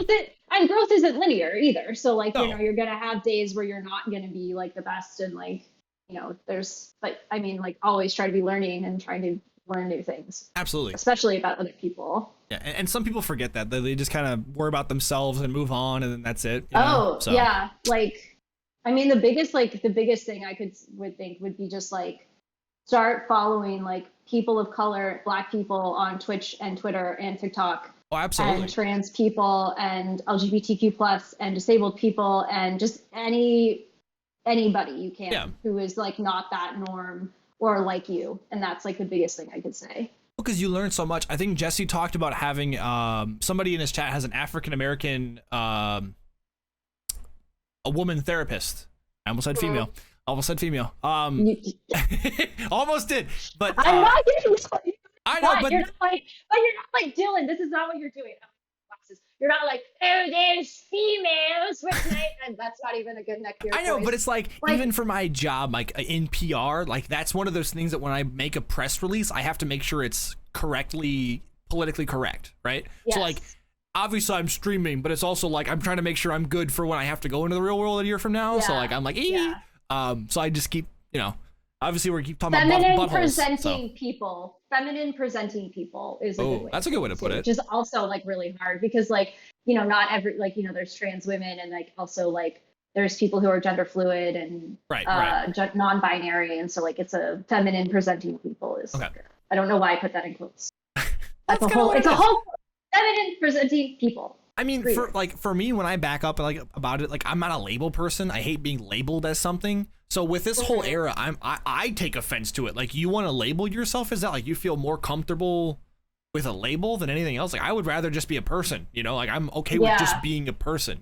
What I like doesn't matter. It doesn't concern you. Where I affiliate myself doesn't concern you. Like, I'm okay with being a person.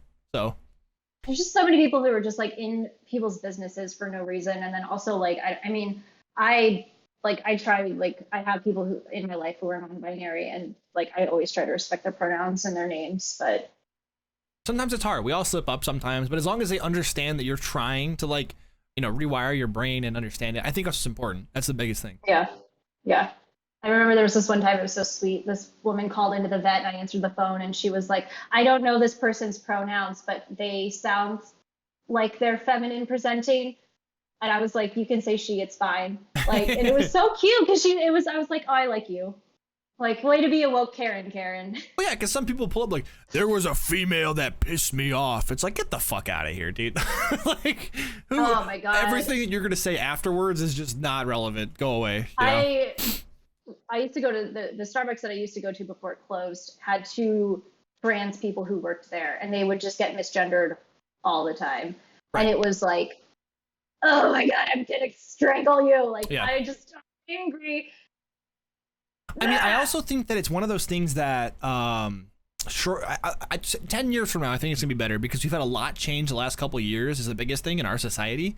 That 5 to 10 years from now, I think everything's gonna be fine. But the hardest thing's gonna be is that even if we rewire our brain, when we see a beard, I think we're just going to assume a man. You know what I mean? Like, I don't think that's ever gonna really disappear. Or if we see breasts, we're still going to assume a woman, you know? And I think that's not like a society, or it is a society thing. I also think it's just ingrained from so many years of time. That might take more 100 years, more maybe even 150 years, right? But like we are making ground, and I think that's the biggest thing. Because like, I don't think I've ever been in a point where I'm like, if I don't understand where you affiliate as, I'll just say they. Oh, yeah, but even saying they sometimes is offensive. It's like, I mean, as long as you're not going to say it, I think that's the most demeaning part is when you say like, whatever it wants. It's like, what the fuck, dude? Like, you don't have any other word that fits there. Open your vocabulary a little bit, you know? Yeah. So that's where I take offense to that. If you ever call somebody an it, like, you're a fucking piece of shit. I don't understand. At least understand the they, them, you know, understand that concept and then move on, you know? Yeah. Babies are always like the hardest thing for me because I'll see like, you know, like, especially like, you know, people will dress them in like, babies all look the same. Like, they all look the same. And so you're just be like, that's a really cute baby. What sort of baby is that? It's a human one. And then you're just like, what does your baby identify as? Baby. I don't like have kids and I don't really know how to interact with children. So like, I treat them like they're small adults, which is not really the way to go. But like, I'll just be like, hello, baby. And they're just like, it's a baby. It doesn't do, all it does is eat and shit. What kind of goo go gaga do you have? When does it start to speak words? Like, not just words, like sentences that makes sense. Like, I don't care what language they're in, just like, does it know how to make a fully functioning sentence? Like, yes. Sort of. Like, and then from there, what I'm concerned about. And then from there, we can work with them. Yeah, exactly. Like, at some point, you're just like, hello, small blob. You are a blob of, you know, you're cute and you make noises, but do you know you're on Earth, a floating rock in space? Like, what the fuck did you just say to me? Like, yeah, so they're just like, no, the Earth is flat, Dylan. Shut the fuck. Fuck did you say to me? Just fucking smack him. I was like, no, it's not. It's a sphere. Oh my God, the best thing I ever saw about flat Earth was like, if the Earth was flat, cats would push them. Yes. They would just take the nearest rock and go. It's just like they'll like maintain eye contact as they just scoot it closer to the edge. Oh my God, I just love that. Blake says that one of his coworkers calls them sex trophies. It's like I did that. Like, woohoo! Oh, the babies! Yes, I thought we were talking about flat Earth cats. No. The babies, the babies. I mean, like, even the concept of like, it's weird because at some point in your life, your parents switch between like, you can never have kids to, hey, we're trying for a baby. Like, it's weird that you say trying for a baby. Like, you're fucking like rabbits. Like, you know what you're doing. You're trying to have a kid. And it's just like, your parents are like, oh yeah, you're trying to have a baby. Like, that's great. That's so cool. It's like, you have any idea what they're doing behind the door? Like, to have that baby, like, they're going at it, dude, you know? So I just think it's so weird that you kind of like shift to that. It's so odd how there's people who are like, you get married and then immediately they're like, oh, now you're trying to have kids. And it's like a 180, you know? What? Yeah, like, I mean, maybe you got married for health benefits. Maybe you got married. There's 100 reasons why people get married. Right. And to save money on their taxes. Tax write-offs, woo! Yeah, exactly. And like, so it's very odd that people are just like, it's just people being in people's business for no reason. No, that's all life is. Like, as humans, we just want to know things we shouldn't. We're just curious little like motherfuckers. So I think that just stems from as a human, not even a society. I think it just we're always curious. You know, we want to find the next thing, which is weird because when we find something we shouldn't, we feel the need to say it. You know, like, oh, this person's dating this person. It's like, who the fuck cares? Like, that's none of your business. You know? Oh my God, I remember drama. having this conversation with my coworker, and it was when Caitlyn Jenner was transitioning, and like I remember coming into work one day, and my coworker goes, Caitlyn Jenner is transitioning, and I was like, she also killed someone with her car. Right. And they were like, no, but she's transitioning. I was like, she killed someone with her car. Focus on the death. Right, Is the right. transition the reason why she killed that person? No. She ran someone over with her car. Yeah. Like, because she was texting and driving and trying to avoid the cop. But again, Like, it's that weird but new yet drama. it's that weird Yeah. like thing where it's like, and I was like, can we like not more important? Or Like, with, what's oh, happening with your brain here? what was the whole thing with what was that one serial killer that was like super hot and everyone was like, oh my god, he's so attractive, like bail him out of jail. Oh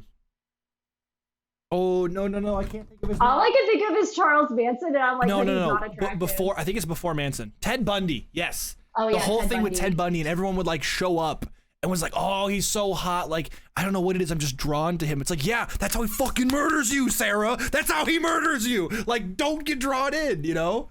Like, he literally went after attractive people because he was attractive. Die, Sarah. Do you want to die? Do you want to be on the front Oh news? my God. Yeah. So like that whole thing was like, oh, but he's hot. Bail him out of jail. He murdered 17 people. Oh, but he's hot. No, it doesn't. But he's cute. He Yeah, won't but he's so hurt me. he Yes, can't fucking hurt me. will, I can Sarah. change him. He's not a monster, you know. So it's like that concept. I can fix him. Yeah, it's like, yeah, you're gonna fix a I grave in 2 months I from need a now. red flag. I have a red flag. This is my red flag. It's my keyboard cleaner, but it's doubling as a red flag. At least you have one. So most people just take their keyboard and they go. So, could be worse. Oh my God, ew. Well, some people do. Like some people will. Dylan's like, I'm some people. No. I don't have one specifically, but I have an air duster that I use for my computer that I use for my keyboard too. But like to get the smudges off, you have to use like an anti. What's the word? Microbial stuff. No. It's like when you have oh shit, like a baby wipe, anti-disinfectant. Like you use one of those across the keyboard, but you have to like be careful because it can get through the keyboard and short circuit shit. But I have one of those as like a cloth that you dip in the and it's fine. Okay. Baby wipes are probably cheaper, but you know whatever.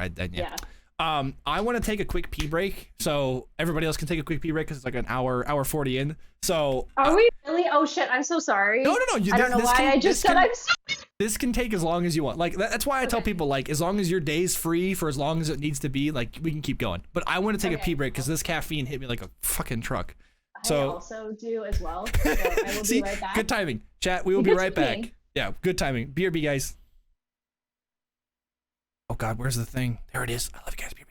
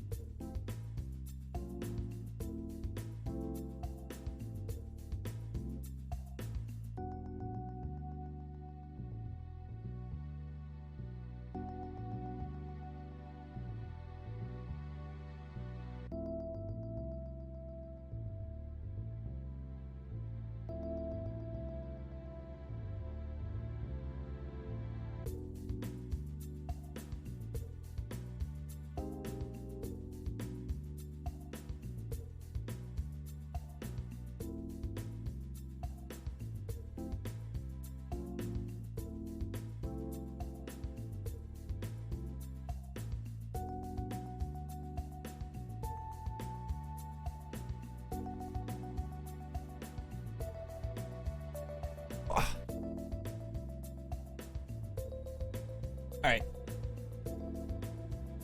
Need some animated emotes. I completely agree, though. I am very looking forward to getting some of those soon. First of all, I want to thank you guys all for popping in today. It has been so much fun interviewing Mickey. I'm actually really enjoying it. Hold on, let me double check. So Arya Khan, thank you so much for the gifted sub. Charles, thank you so much for the 21-month resub at tier 3. You beautiful human being. I need to take a shot for you because that's 21 months. And then Lucy, thank you so much for the 1 month. or no, the 8-month resub at a tier 1. Thank you so much, handsome people. Oh dear. I appreciate you guys. You guys are awesome. You guys are amazing. Let me switch over to this. All right. We are back to regular scheduled programming. But yeah, I appreciate you guys. Thank you so much for popping in today. I'm having a lot of fun with this interview. This is really cool. I literally call out of work. I mean, it's on Thursdays, so I haven't figured out exactly who's going to be for the next one. Also, the Savage video goes out probably tomorrow night. I'm not 100% sure what time yet because I have to work on the thumbnail. But we're tinkering. Oh, did we lose Mickey again? Did she leave? Okay, there she is. Are you having camera troubles again?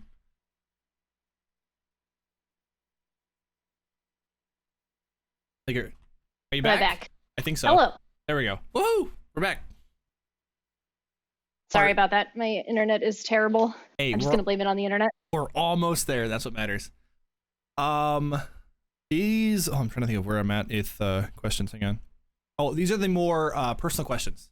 Okay. So now that we've established the groundwork for all interviews, we are going to move into more personal stuff. So when it comes to college, right? What are some tips and tricks that you guys have for or what do you have for new college kids? Like if they're just getting into it, freshman year starts, you know, in 5-6 months. What do you recommend? Don't ever take an 8 a.m. class because you think that you're gonna get up for it and you will fucking not. Like, you won't. I had an 8 a.m. my first semester, and I was like, oh, this is just like high school. And then my next semester, I was like, I can take like night classes. Let's do that. Like, I'll move them over there. That's fine. Yeah, I got a D in my my psychology class because I like never went. I would never get up in the morning to go, and like that was a big problem. Right. I mean, I like I have like a whole thing about college that I won't like get into right now. But, like, especially for college, I think it's very important to like think about studying abroad. That was like a really big thing for me, and I'm really glad that I did that. So I would say like, also like, you're not gonna like your major doesn't define your life. Right. Like and if you're gonna major in something, like you don't. Oh yeah, and it like. I mean, obviously, if you want to be a doctor, like, and that's what you want to do, like, it's a very good idea to like get into the science classes early. But also, like, it's okay to like change your mind down the road and like do something different. Fine, like, yeah. No, I mean, like, some people think that it has to be just like high school too. Like, they expect like all their teachers sucked in high school, all college is going to be or the same way. Like, all the professors are going to suck and whatever it may be. But a lot of the professors in high school, depending on what school you go to, or college, sorry, depending on what school you go to, are actually more one-on-one than others. And that's why I loved my commuter college, because it was basically the size of high school classes, like 30 to maybe 40 in the class, sometimes less, like 10. But like when you were failing, they would like literally send you an email like, hey, can I do like a follow-up or an interview? Like, can we talk about what's going on? Like, is it mental health stuff? Is it family? Like, whatever it is, like, we can work around it. I talked about it on stream once. My my women's studies class was a very cool class. I learned a lot from it, especially as I talked about it on stream a lot. But I just didn't participate in discussion boards because, one, I'm a straight, white, cisgender man, and I don't feel comfortable giving my opinion in a discussion board with mainly women in an environment where like I have to disagree. Like, there has to be something in this book that I disagree with when I don't have enough like background or experience with this to disagree with you guys. Like, all of this that I'm learning about is, first of all, the first time I've learned it, which is a big thing. And second of all, how am I supposed to disagree with something I just learned? Like, there's just no way to. Oh, did she leave again? Oh no, we keep leaving. Oh, her internet's so bad. Are you back? Discord hates me. I'm so sorry. No, you're good. I was just talking about how like I didn't understand enough of the class, and I didn't feel comfortable giving my opinion on something I'm brand new to. Like, I didn't feel comfortable doing that.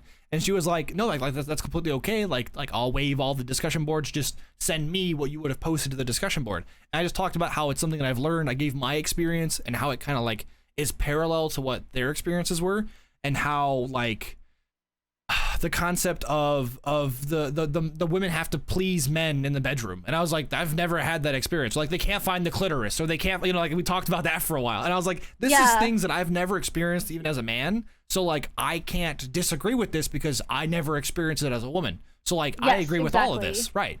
So Yeah. she was very understanding, and like a couple of them she commented, I'm like, I think this is a bit vulgar, but I'm like, I'll waive it, because it's like, that's my experience with it. Like, I don't know what you would have, it's sex, dude, like whatever. Yeah.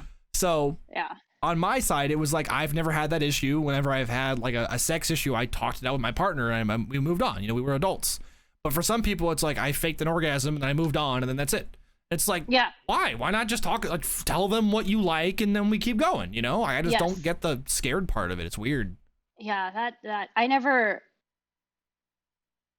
Yeah, it's such a like, communication is so important. So like, if it's not going the way you want it to go, like, say Talk something. about it. Yeah, talk about like, it. talk about it. Like, yeah. But I don't know. I think it's so weird because people like. I was like thinking about this in the shower the other day. I don't know why that came out of my mouth, but like, It's you know, always when the you have shower those like thoughts. weird shower thoughts, and like, I've never had my phone in the bed, or not the bedroom, in the shower with me before. But when I do now, I listen to music, and like I'll put ideas because I'm brainstorming now. And it was really like, wow, like I had no idea. So yeah, I completely understand. Yeah. But my shower thought the other day was like that people are so obsessed with like body counts. Yeah. But like they don't care how much sex you had with one partner. So like if you were with a partner for like 5 years of your life, you probably had a lot of sex with that person. Right, or and you like, learned a lot about them too. Some, and I'm not saying like, I mean, this is just like, this is not all relationships have sex. Like this is not, but like for the majority of like the toxic men with microphones, like the idea is that like that you can't have, like nobody wants like a used up vagina. But like, it's not how it works at all. Right. And I was like thinking about that in the shower the other day, and I was just like, whoa, this really hurts my brain. My brain hurts. And then that was like the end of it. And it was just so weird. Like I never really like, I don't know. There are certain friend groups where like back in high school, if I talk to them about like, oh, I broke up with my ex-girlfriend, it's like, oh, go get laid. Like go have sex with people. It's like, what if it's a mental health problem, not a penis problem? Like like there was an issue in the communication department, not the fucking athletic department. You know, like it's like, yes. Why would I go do this when I can fix the one problem we actually had? Like I just don't get the like if we had an issue of communication or it was a mental health thing or we had differences, like I don't need to go get laid. Getting laid's not the solution here, you know? Yeah. But for some people, they think it is. They think you just go get drunk, go have sex with some woman, and you'll be fine. It's like, I'm good, dude. I'm gonna go work on myself. I'm gonna go to the gym. I'm gonna learn my passions again and do that. Like, is that a problem? Oh, that's gay. It's like, what the fuck, dude? We're back to square one. Oh my god. See, yeah, exactly. and that's the thing, is like that's where I think it's rooted in society, and it's an issue between like society of just men in general. It's very interesting with like how that happens, where like there's men who like try to police men into like behaving how they think that manly man should be. Right. And it's fascinating to watch.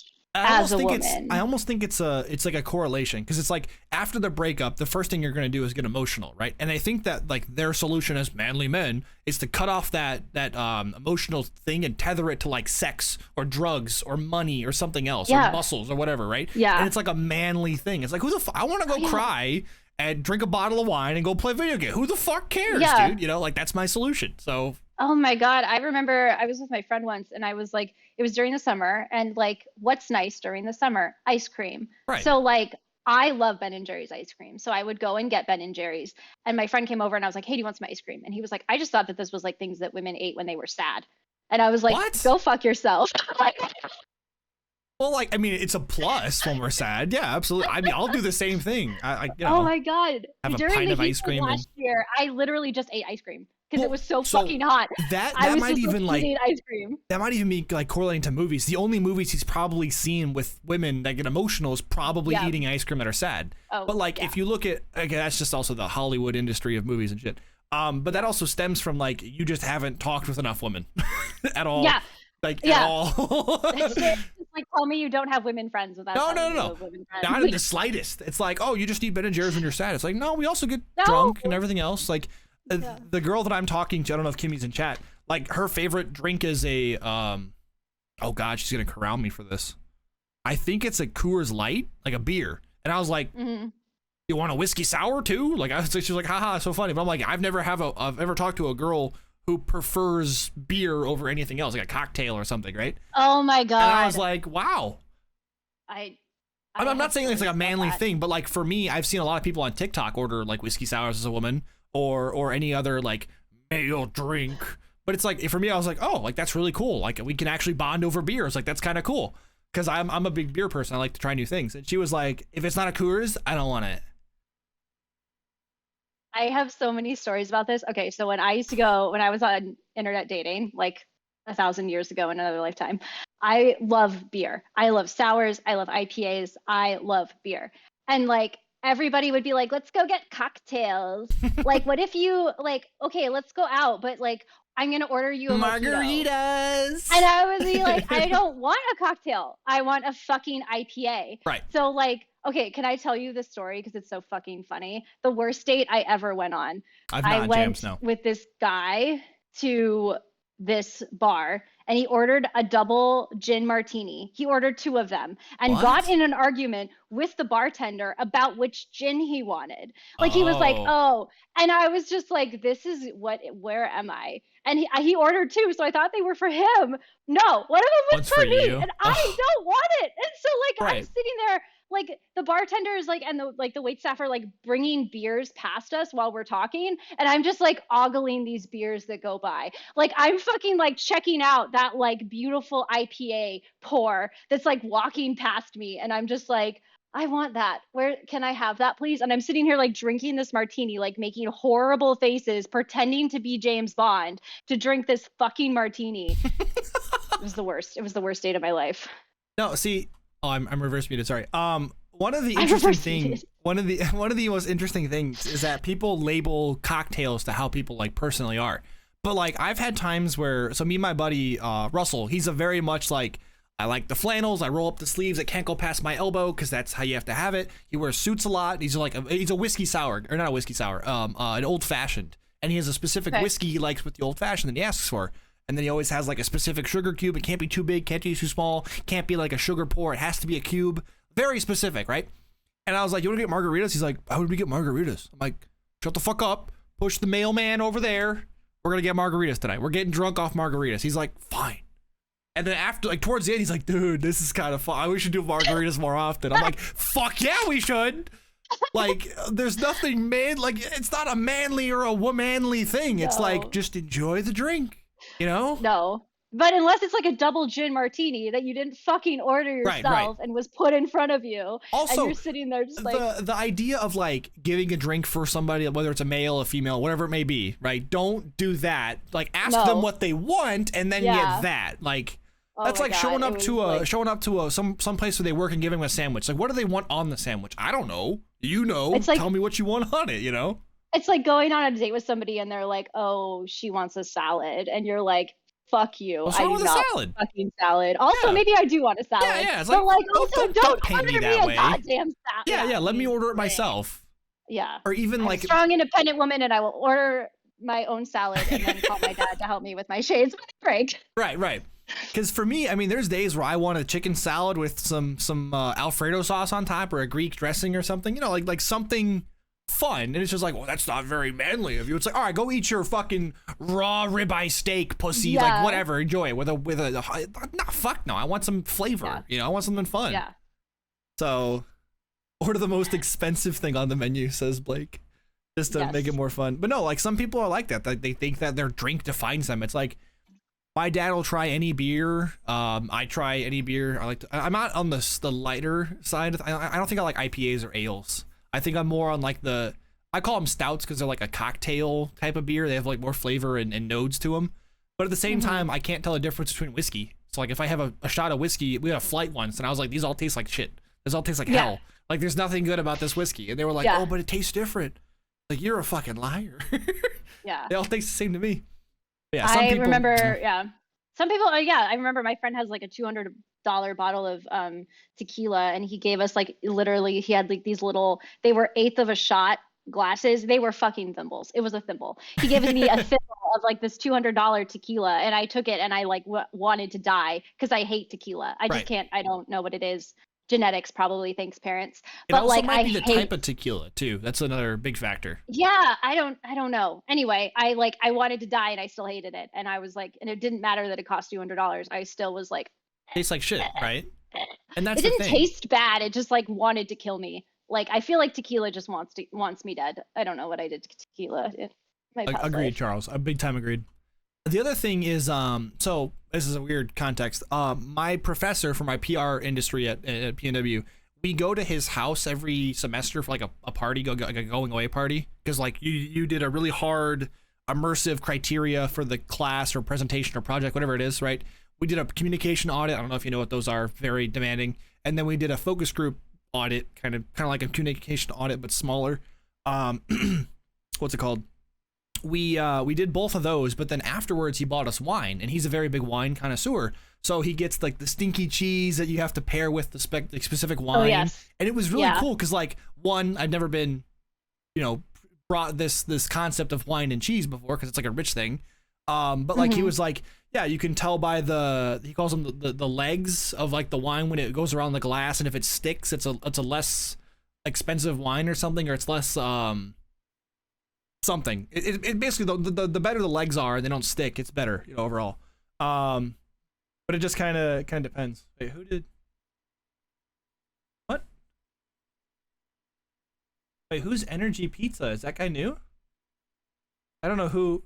Sorry. Charles just added somebody in the chat. I just feel like I missed their message because I think there's somebody new. I don't know. Whatever. We're good. I think he. Oh, he was making fun of Lucy's name. Never mind. Energy Pizza 192 because Lucifer 192. Okay, sorry. My bad. Nice one, Charles. But there's a lot of cool things like but like when I was trying it, like the cheese was like, okay, this is weird. I'm not a big blue cheese person, so I was like, oh, stinky cheese, here we go. It's like old and moldy or whatever. One of them tasted like a sharp cheddar, and I was like, this is fucking cool. One of them was like a tart mozzarella, which is also was really cool. And then one of them was like some very, very tough. Like I thought I was eating like old bread, how it's really, really rough to bite into. But like it tasted amazing. So it paired really well with the wine because while you were chewing it, you could wash it down with the wine. I'm like, this is super cool. This is really good. But again, something I'd never been immersed to or shown, or it was really cool. It was like a father-son moment for a second. I was like, this is really cool. But some people, like with beer, you can't really do that. There's nothing that really pairs with a beer. You can have a beer on its own. Maybe you have like a steak or something, like a prime rib or a pork chop or something maybe. But like most of the time, beer is just on its own. So I don't know. Cheese was cool with the wine. So I can't complain. So at 37 years old, where do you see yourself at 47? Where do you want to be 10 years from now? I don't even know where I want to be tomorrow. Probably, hopefully alive. That's the key. That's the key. It's definitely still alive. I don't want to be. I want to try to survive. Whether like an accident. I don't know. I just like living my best life. Just like I don't know, being a bad bitch. I mean, like, do you have an idea for a home somewhere, like in a specific state or city? Do you have like kids on the idea, or things like that? See, well, okay, so this is the thing: is that like I feel like I need adult supervision. So like I need to be with somebody who can also give me and my child adult supervision, because like I will be the kind of person who leaves their kid in the car, like not because they mean to, but because they literally legitimately like forget.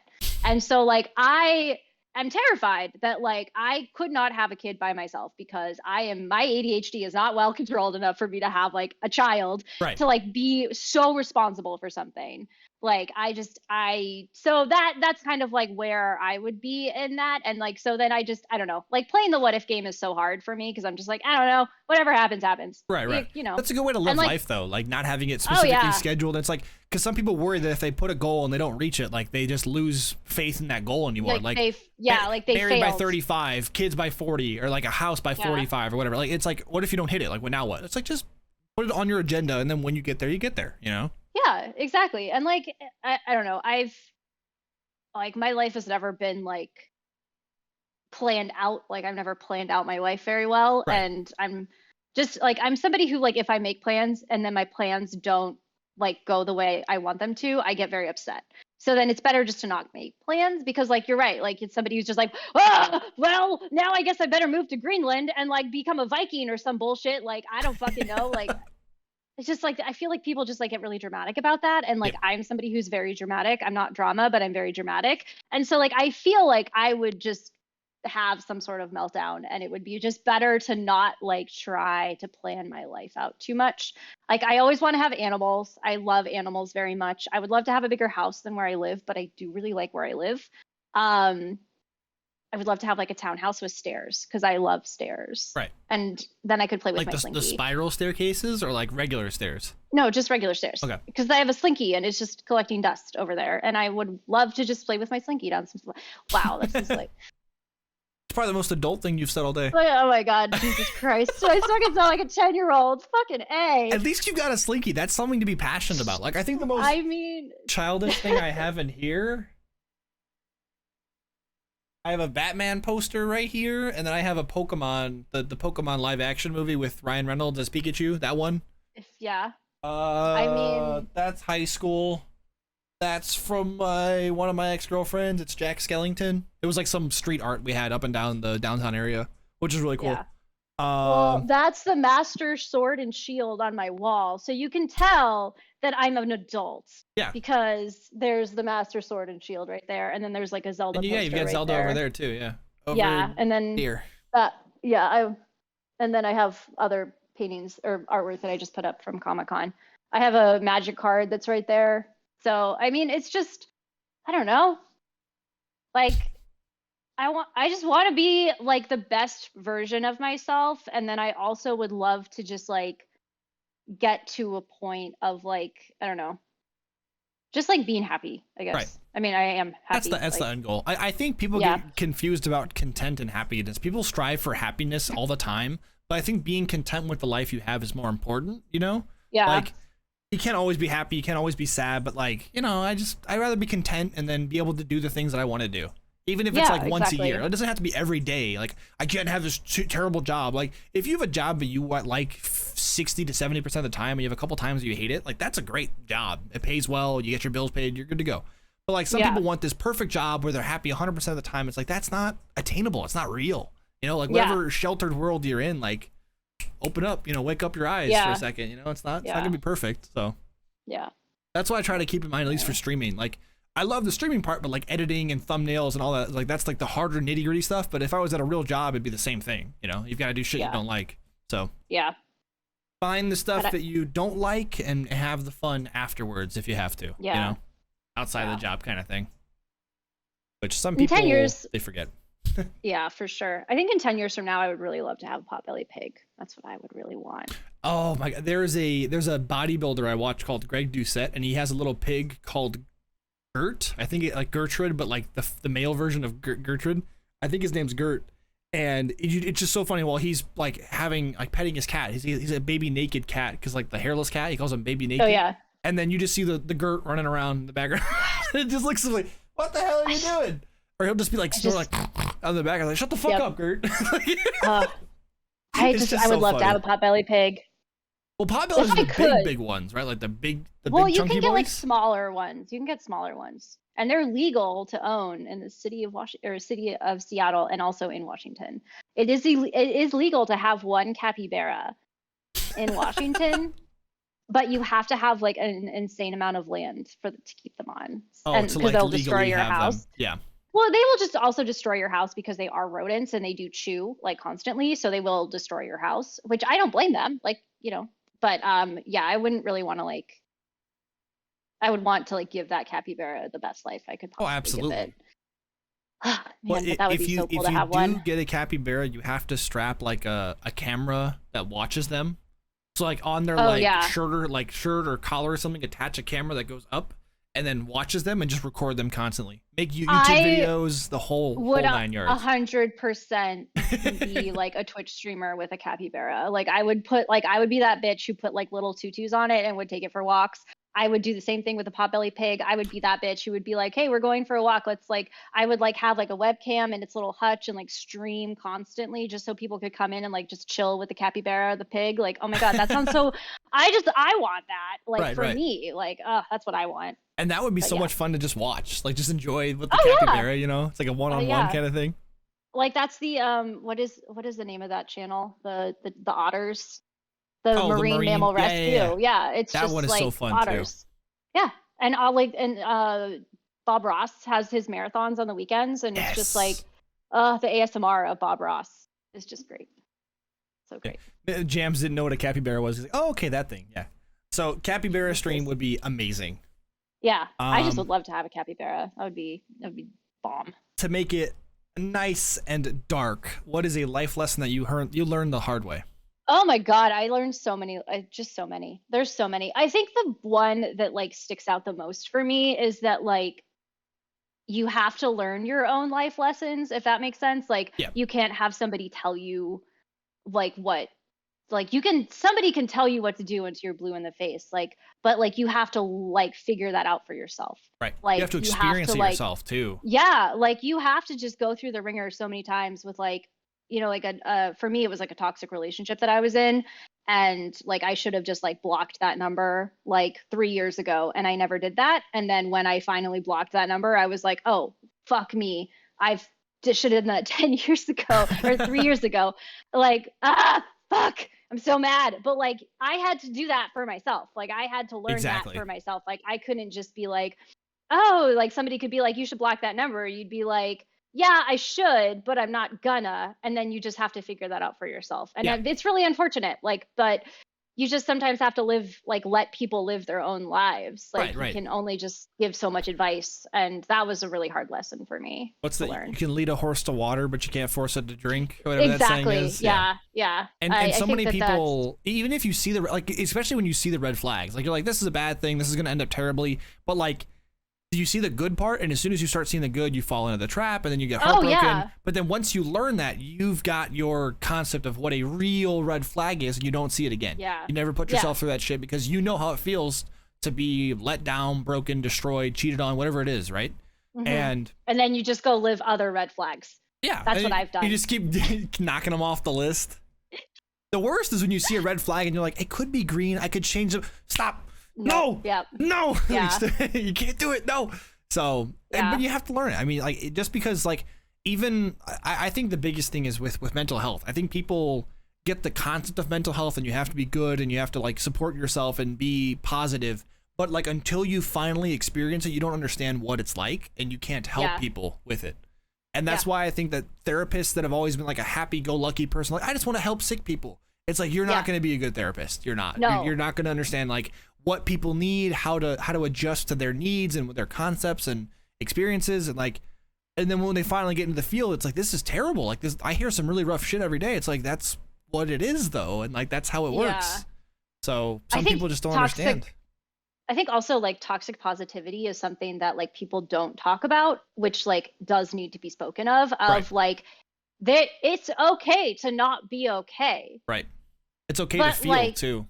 Yeah, like it's okay. It's 100% okay. Like it's like, I think that that's such a thing that people fall into as well, of just like, no, I just and it's fine, and you just keep your negativity over there, and I don't care that you're having a bad day. And that's a red flag. That's a red flag. If toxic positivity is 100% a red flag. And sorry, I'm waving this brush. I'm playing with it. I need to put this down. No, because but it's like, it's such a problem. Like it's very like noticeable on Twitch where someone's just like smiles all the time, and you're like, are you okay? Yeah. Are you okay? Well, like, they put that facade. And like that's my favorite thing about Twitch compared to YouTube is a couple of YouTube videos for 10 minutes, they can always cut out the best parts, but for a live stream, like you will eventually see exactly who they are, and it'll break through. Even if it's like I don't know if you watch Dr. Disrespect, but he has like a whole facade that he puts on as the character, and he's like this macho man. He's so scary. He's so good at video games, even though he's like above average. He's a very tall dude, very wholesome, very cool guy, and like. There's clips of him running into people in games where like, oh, I love that Dr. Disrespect guy. Yeah. He's changed my life, and he's like, guy's a bitch. Like, he's stupid, and you can see him like smiling, like oh, I changed that guy's life. Like, oh my god, and like he'll like laugh and smile. He's like, oh, okay, like back to the macho man. And it's just so funny seeing it break through, because like, you know, he's a great dude, right? Yeah. But for some people, it's the opposite. You think they're a great person because they put on that facade, and then it breaks through and like, oh, you're a piece of shit. Like you know, it's like they were just trying to fit that mold of like what the ideal streamer is, but it's like, no, you've got to be real. I mean, that's the thing. Yeah. And some people forget that, and like that's okay. I mean, if you want to watch the happy-go-lucky streamers all the time, that's good. But like, don't fall into that trap of they're always happy or they're always this person, like, because they're not. You know. Oh no. I mean, And like, fucking like social media is the worst for this. Like Instagram especially is like terrible for that. Like I had a coworker who like posted this, like I didn't see her because of like COVID, and she was like posting this stuff about how much she loved her husband throughout this time. And I was like, oh hey, like how are you doing? And she's like, I saw her again, and she's hello. like, oh yeah, me and my husband almost got divorced. And I was like, You didn't talk about that? Yeah. but your social media, you were like, oh, it's perfect, and then you're like, you're a fucking liar. That's why I don't like post on Well, it's Instagram. because social media doesn't want the good. They don't want the bad stuff. They only want the good stuff. Like I have a my old I don't use Instagram at all, but my old Instagram is basically just me doing poetry on my free time, and it's basically like I am hurting inside. I write words. Yeah. So like for me, I enjoy it. It's a lot of fun, but a lot of them it's where I vent basically all my fun poetry. But yeah, Yeah. Yeah. because not That's everyone good. everyone's got to have an outlet. Sometimes streaming's my Oh outlet, and yeah. I talk to people and like I talk to the stream, and it's a lot of fun. But at the same time, it's also like writing down how you feel in a moment and then just expressing it. Like some people do artwork, lyrics, poetry, or drawing, whatever it may be. Like something you have to get it out somehow. Yeah. For me, it's funny, cute words that rhyme. Sometimes they're emotional. Sometimes it's whatever it may be. So that was life lesson. What is next? Let's see. So this one that everyone tends to not want to do, but if you had a chance to go back in time to change something, would you do it? Uh, God. I don't know because like, what if I changed something and then it changed something else, The and butterfly then effect, yeah. their butterfly effect, but just for your own life of like that makes me very nervous. Like I told you, I don't like playing like the what if game. Right. Like it would. I'm. Oh my God, I have anxiety now. Like what would I change? Oh Right, my right. God. Oh. Well, it's okay to just say nothing. Like this is one of those Oh my questions God. where like if Jesse and Savage said the same thing. They were like, I'm completely happy and content with where I'm at right now. I wouldn't change a damn thing because it would change how I am today. Like even Yeah. if it was, I would have not gone to a college. I would have gone to a different college or no college at all. Like that drastically changes what happens afterwards. Like Yeah. even if I look Like at like my last breakup with Katie, like if I had not broken up with her, the person that I am right now, the experiences that I had, and the way I understand the world would be completely different. And it's like yeah. it's a minor. I mean, it's a major thing in the grand scheme, but it's like a minor thing at once, right? It's like, oh, you just broke Yeah. up, like you went different ways. But like this way over here is so different than if it was side by side, you know? Yeah. Like exactly. Like it's just it's kind of like you don't know like where you could have gone. So like why I mean, there's definitely things that I regret in my life, like decisions that I made that I regret, or things that I've done that I regret, or people that I've hurt that I regret. But like to go back and change that, like I didn't learn that lesson. And it sucks that I hurt that person. Right. But it's like it's also really hard because like but then I don't grow as a person if I'm perfect. But Right. also, I also don't like hurting people's feelings. So it's hard. Like that's a hard question. Oh man. I mean, you can just Fuck. say no. I'm I happy with mean, I life just where it is. feel And like there's like a lot of things that I would go back, but also at the same time, like, would it change anything right. for anyone else? Like, oh man, that's Oh hard. no, No, 100% would. yeah.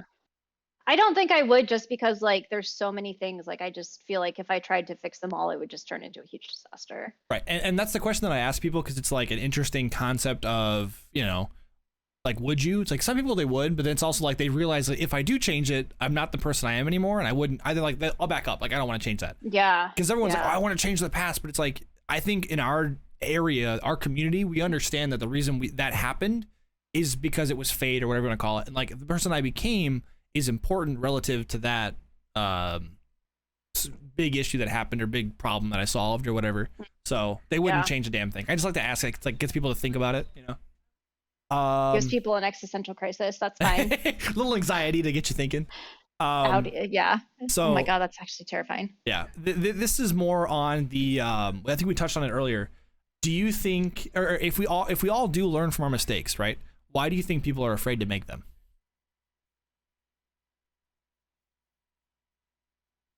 People don't like being perfect. I think people like hate being infallible. Or people aren't perfect. Like we put people on pedestals and they're not perfect. And you're not perfect and I'm not perfect and you just try your best. Right. But I think that people like are scared to show that they're imperfect. Right. And like, I mean, all you can do is your best. And sometimes your best is not good enough, but you know what? You're trying. And you learn from it too. Like people don't Yeah. understand that. Like just because, what's that quote from Adventure Time? Sucking at someone's the first part of being good at something, or something like that. Yeah. Where it's like, because you have to start. You have to start somewhere, and you have to, you as long as you're better than yesterday, better than an hour before, just slowly get up there. And everyone gets there at different times. Everyone has kids at different times. They become who they're supposed to be at different times. They go to college at different times. Just you get there when you get there. So enjoy the ride. Yeah. And there was a. When Go I ahead. Go ahead. Oh, I was going to say when I was at work, when I had somebody I had to train, I would always be like, okay, and don't do that, and don't do that. I've done all of these things. So we're going to learn from my mistakes because I'm going to pass on to you what not to do because I've done this already. So like take notes. And it was literally like this laundry list of like, don't get the Doppler sucked into the MRI because it's metal. And I'm like, I did that and it fucking hurt my thumb because my thumb went between the Doppler and the fucking magnet. Right. So like, don't make the mistakes that I've made, and we'll just learn from all of these things together. So I can teach you. This is a teaching moment for me too, because and don't do that with the table. You'll break that too. So see, what's interesting is I bet there was somebody who told you the same thing and you listened but then forgot it, and then you learned the hard way. And I think that it's weird because I don't condone like bullying or violence or like pain, but like sometimes that's how you have to learn things. Like even the concept of like mental health, like you will never understand unless you're in that spot and you have to drag yourself out. You will never understand the degree at which people are in pain and deserted themselves or were left by other people unless you've experienced it. So like, it's important to tell people, hey, don't do that or it's going to like cost you a limb or something. But also maybe they have to lose a limb to understand, like it's a weird middle ground. Yeah, it really is. And it's hard to like understand, because people, again, you can tell somebody a million times, like, you don't do this, don't go to that person, this person's toxic, whatever it may be. But like, until they finally understand it, their own terms, like they're not going to learn from it. They're not going to really understand why it was a bad decision. And it's like a weird, that's why I'm like worried to be a parent. Cause like I would tell them all the things that I learned that my parents told me, but I didn't learn from them until I experienced them myself. Right. So I don't know. It's hard to kind of balance the two. Yeah. So, little spooky. But this is, which question is this? I forgot off the top of my head. When it comes to relaxation, life goes to shit. What is your one way to like, compel yourself, recollect yourself, relax, unwind, and then go back into the trenches, I guess, per se? Like I mean, I guess it depends. I'm just like thinking back on like the worst day of my life when I like came home and like cried in the bathroom and was like, my cats were like meowing at the door to make sure I was okay. And I was like, I don't deserve animals because I had a terrible day. But like, so I think like, having a breakdown in a bathroom is fine. That's so terrible. But yeah, I mean, I like, it's a good way to recollect yourself, though. You're kind of like to your own. You get to deal with your emotions, and then sometimes you just have to have a good cry. And I think that like people don't like think that that's okay, or they are like, oh, but that's what the women folk do. Right. That's what the females do. They go and they go and like they got their Ben and Jerry's in their purse, and then they bring it to the bathroom. Yeah, oh my god, ew! Just imagine like the soup that's like. And if it's like instead of a spoon, they just drink it out the tub. No. It's soup again. I hate it here. I mean, to be fair, there could be some mini fridge purses in 10 years. I don't fucking know. There could be. That's good brand. Someone write that down. That's $1 million idea. Somebody tell Versace so we can make a lot of money. Do you want to have a breakdown in the bathroom with your ice cream and Ben and Jerry's? Boy, do we have the thing for you. Yeah, I feel like that's a really unfair question because I worked in healthcare, which is like already like its own toxic like environment where you're like just like expected to just like go all the time. But like I think like having like to just relax, like I love taking baths. I love reading. I love just like watching Bob Ross. Like honestly, just Bob like Ross, yeah. Bob Ross is phenomenal. Like just watching like just the ASMR of the brushstrokes of just like watching him just make this thing where you're like, where is this going? And then you're like, wow, that's fucking amazing. And he teaches you how to do it. You're like, maybe I should try that. And you're like, no, that's messy. I don't want to do that. But like that's kind of that's basically it, reading, watching TikTok for 12 hours on accident sometimes, Can't go wrong with TikTok. Oh man, I've fallen into that trap of like 18 hours later, you're like, oh, and I'm still here. I'm still in bed. It's like 4 in the afternoon. What happened? Oh It's my lost all time. God. Because you just keep Yeah. like that's my favorite and least favorite thing about TikTok is it's like this very, very immersive thing where you can learn a lot at once. Like there are times I'm scrolling through like I learned a couple good quotes, good mental health things, and then I'm just bombarded with titties, and I'm like, where did these come from? And then you scroll the next one, it's about depression, and you scroll the next one, it's about titties again. It's like why are we looking at titties again? Like why how did this happen again? Algorithm, Dylan. So It's very interesting. Well, it's like your algorithm is very different from my algorithm. you don't I'm see just titties. saying. No, What? my algorithm is like I somehow tricked my algorithm. I follow a bunch of Black creators. I follow a bunch of Indigenous creators. I follow a bunch of people of color creators, and also LGBTQ plus. Well, and the then thing is I'm not following I don't anybody play on TikTok. D&D, but somehow it knows that I want D&D content. Oh, I have a couple of D&D as well. Yeah. And then it's all ADHD, and then some ADHD in there. But like right now, the best TikTok trend of all time is Black men frolicking through fields. Like that is my favorite fucking thing because it is just Titties and so D&D pure content. and just so wholesome. And then it's also fucking terrible because there's all these people who are in the comments are like, I'm Black, where do I go frolic like safely? And that is like fucking knife in the chest 50. Yeah. And you're like there's this one guy who's like, oh, I'm at this field, and then he was like, there's a bunch of trees, and he's like, there's a lot of white people around, and I know what happens with white people and trees. And Right. He leaves and he goes finds a different field to frolic in, and you're just like, it is 2022, like fuck. Yeah, like it hits hard. Yeah, like it is awful. See, mine's more on like the here. I mean, we can just explain. I'll just explain it right while we're going through it. Here we go. First one is about a car. I have the better TikTok. This one's about a headache and how to fix the headache. Oh, okay, not titties, cosplay. That's so like video game characters. But then it's also I like follow a lot of Black cosplayers. But the issue is that cosplay and titties are very close connected. So like you'll be watching a couple like there was a couple with what's that one character from Kratos from God of War? But then it's like a couple you go down and then it's like the female version of Kratos, but Kratos doesn't have a shirt on. So it's like as minimal female or clothing on a woman as possible. And it's like, this is very sexually suggesting. It's a great cosplay, but it's also like titties right there. Those are titties, main page titties. So, and then it's like next one, more titties. It's like that. I just want the cosplay. That's all I wanted here. Yeah. Oh yeah. Sorry, Lucy. I forgot about the lesbian thirst traps. Oh, those are good too. Yeah. Especially because of Arcane with Jinx and Vi, or not Jinx and Vi and Caitlyn. Sorry, if you haven't seen Arcane, it's a great anime. It follows. Did you play League of Legends at all, Mickey, or no? Okay, so in League of Legends, they have storylines which have nothing to do with the game, but they made an anime based off of the game. So, you also call it Kink Talk? Is that what you call it? I am on Kink Talk. I forgot. Yeah. I mean, there's definitely some kinky stuff. Don't get me wrong. There's definitely some. Oof. I follow some creators that have like crossover. Yeah. So well, it's the cosplay thing. It kind of like leads you into like, oh, that's what that is. Yeah, exactly. And then it's like a learning opportunity because it's like, oh, this is very interesting. Now I get to learn about all this other stuff.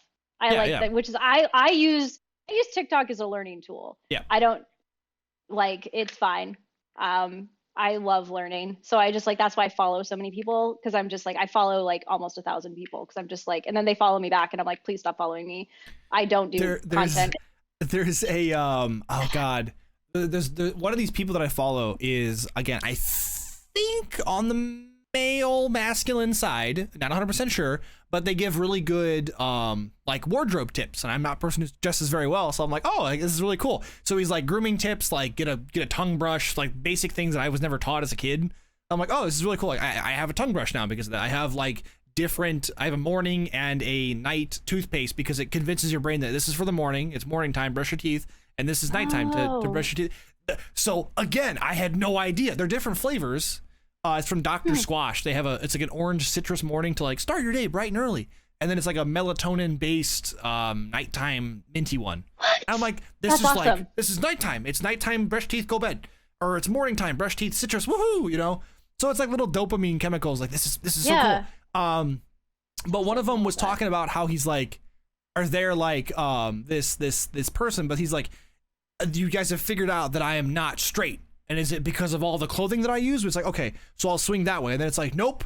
He also paints his fingernails, gay. And then it's like, okay, but he also likes talking about women, straight. But he also likes having really good fashion, gay. It's like, I'm somewhere in the middle and you'll never know what I am. And it's just like really interesting that he toys with the idea, you know? Yeah. It's like, you'll never know. The trick is if he's talking about crypto. I'm just kidding. I'm sort of kidding. This is the kink coin. Welcome to Yeah. Oh my god, there was this hilarious guy who was like he was like this is my thirst trap and he's like folding this like fitted sheet very seductively and he teaches you how to fold a fitted sheet but in a very seductive way. He doesn't have a sheet on.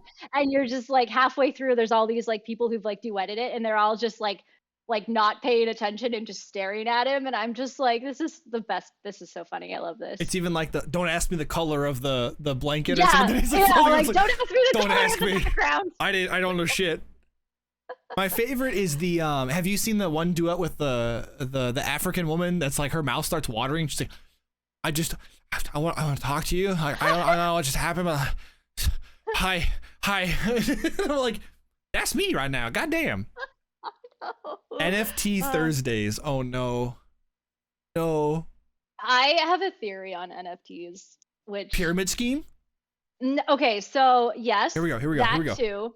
This is so I saw this conspiracy theory on the internet where someone was talking about how like the fine art world is like this thing that people just made up to launder money. And I feel like NFTs are the same thing, except absolutely. that there's these people who like get involved who like don't know that it's to launder money. So then all of a sudden they're spending like thousands of millions of dollars on this art that is actually like they're told is fine art, but is like, oh, it's actually like a painting of a white square. Yeah, so the 2022 crypto NFT thing is very much to launder money, especially when you look at like the apes on TikTok or whatever other. Yeah. Because I'm pretty sure those are considered NFTs, from what I understand. But it's 100%. Like you see people that like, will pull up MS Paint, use 3 colors, make a weird looking goldfish, and sell it for 100 ETH, which is like right now I think it's like $20,000. And I'm like, yeah, you totally didn't launder that money at all. Yeah, weird. Like it's so odd. Yeah. Because some people are like, this is really cool. Like I'm very much enjoying this, but other people are like, fucking idiot, you know? Because they'll sell it off immediately and they'll never touch it. But from what I understand, if crypto become like, for example, it's Ethereum because it's an NFT token on the Ethereum network. If Ethereum becomes a very, very big thing that the government understands, it's all trackable. Like you can see what exchanges where you bought and sold things. It's considered property right now. And you 100% get taxed. So like the whole Logan Paul thing, it's gonna catch up to him. But he's got so much money, it doesn't fucking matter, but it'll catch up to him at some point.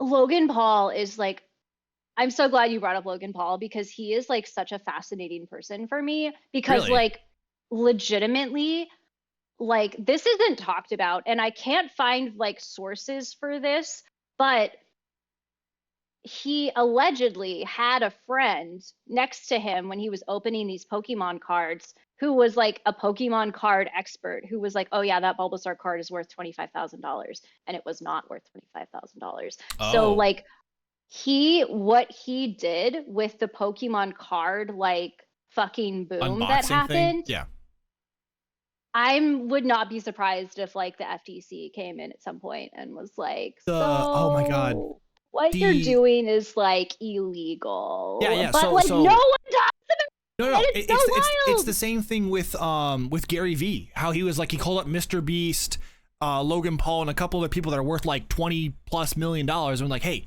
we're all gonna buy this thing. We're all gonna talk about it on our platforms, and it's gonna be kicking off. It's a ton of money here. And Mr. Beast is like, yeah, right, Gary. Here we go. Here comes Gary again with this crazy idea. And then it's like, but it worked. I was like, that right there, get him, put him in jail. Yeah. Right there. He literally admitted to doing it. Like all of them are fucking in on this pyramid scheme. Like that's the whole fucking point of it. So it's like, Oh my haul him to jail, God. dude. Fuck off. You know? It's so weird. Like I don't, it's so bizarre to me that these people are like running around, like just living their Yep, like lives, like willy-nilly. doing this. Like there was this like Aiden Ross like clip of him, like he did like a sponsorship. And then like the next video, he was like, yeah, who did that? Did anybody actually buy that? Because that was 100% a scam. And I'm like, Oh, what yeah. the fuck? You just admitted that this was a scam to your audience and Yep. people, but you promoted this so people bought it. Like, how are you not getting? There's no repercussions for this at all, ever. Well, it's so and it's new. like, how That's is the thing. that? It's Like, very, oh my God, very it new, hurts. and the concept of it is like it's old. Obviously, like the scamming and pyramid schemes have been around since day one of capitalism. But the concept of it being like NFTs or something, like it takes a while for the government to catch up. Even if you talk, I don't know if you saw any of the talk with AOC and a bunch of other Supreme Courts talking about how crypto can be a currency and like how it would be implemented in the world, and like the whole UN was part of it, and they were all talking about, but like the person that brought up to it explained it really, really well, because I didn't understand crypto into that degree.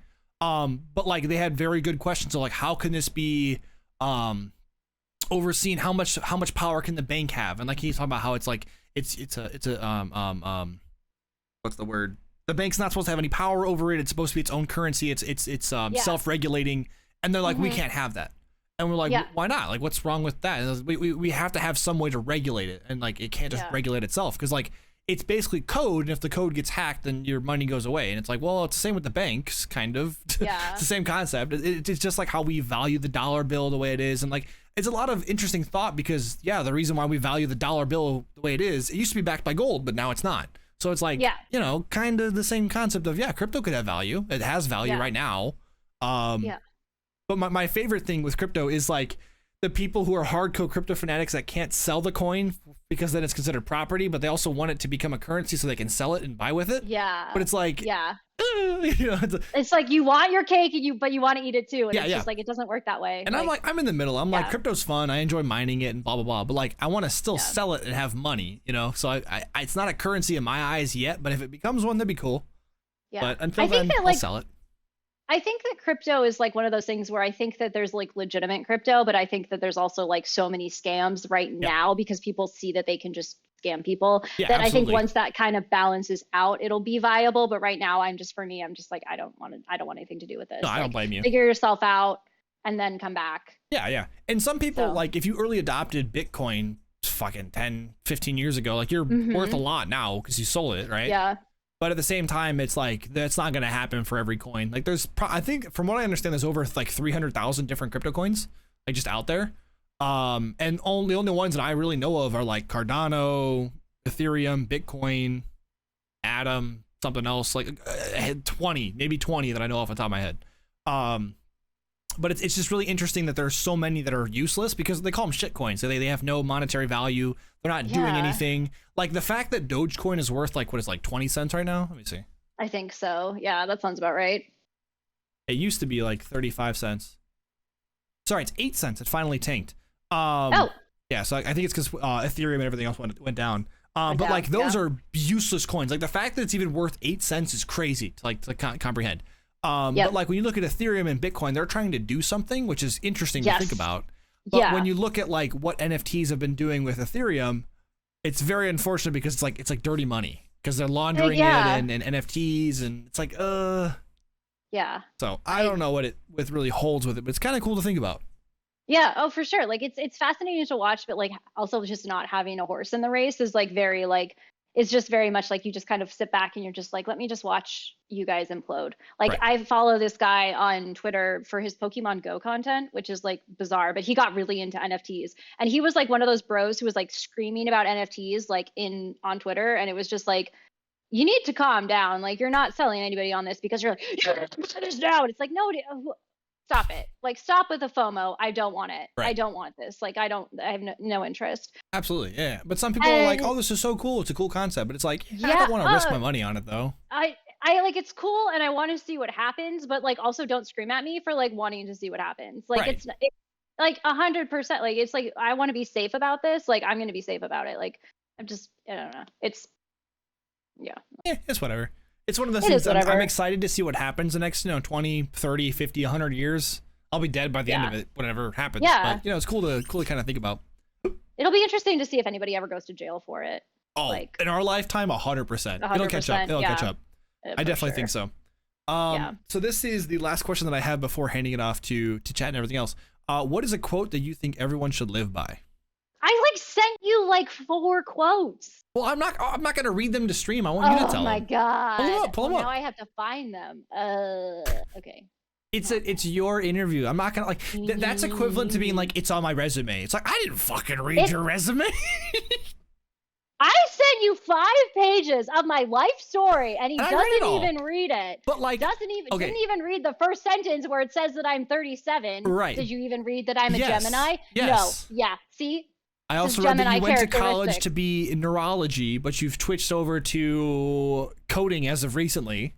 No, I actually You went to left the college healthcare for. I thought it was neurology. Yeah, well, no, I went for government, and then when Oh. I went, and then I was off a year, and then I went back to school. I went to trade school to become a vet tech, and that's how I got into the neurology stuff. Oh, okay. But yeah, so that's why I think that like I don't think that college is for everybody. Right. That's my whole thing about it.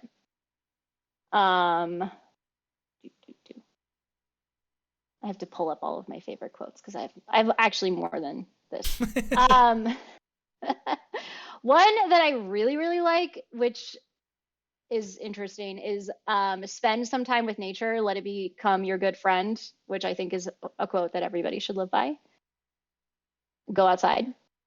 You're a plant with feelings. You need water and sunlight. Sunlight. Yeah. You're a plant with feelings. And you can't photosynthesize. And so Unfortunately. put some goddamn sunscreen on when you go outside. Touch grass is important. Yep. You know what's so weird that I learned about this the other day on Twitter is that like touch grass comes from AAVE, and it actually means like getting another perspective on something else. Oh, really? Yeah. So What? it was like, yeah. So every time that was like a whole thing about like people being like everyone just taking AAVE and just like making that like in to like normal conversation, like things that people say, and then having it be like, oh, this is actually like know where this is coming from. Right. So right. I learned that on Twitter the other day. Yeah, it's fascinating. That is something I didn't know at all, actually. I didn't. Yeah, it's really weird because it's like you didn't really think about it. You were just like, oh yeah, that makes sense. And then you're like, oh, actually, that also makes sense. That's like a whole nother like.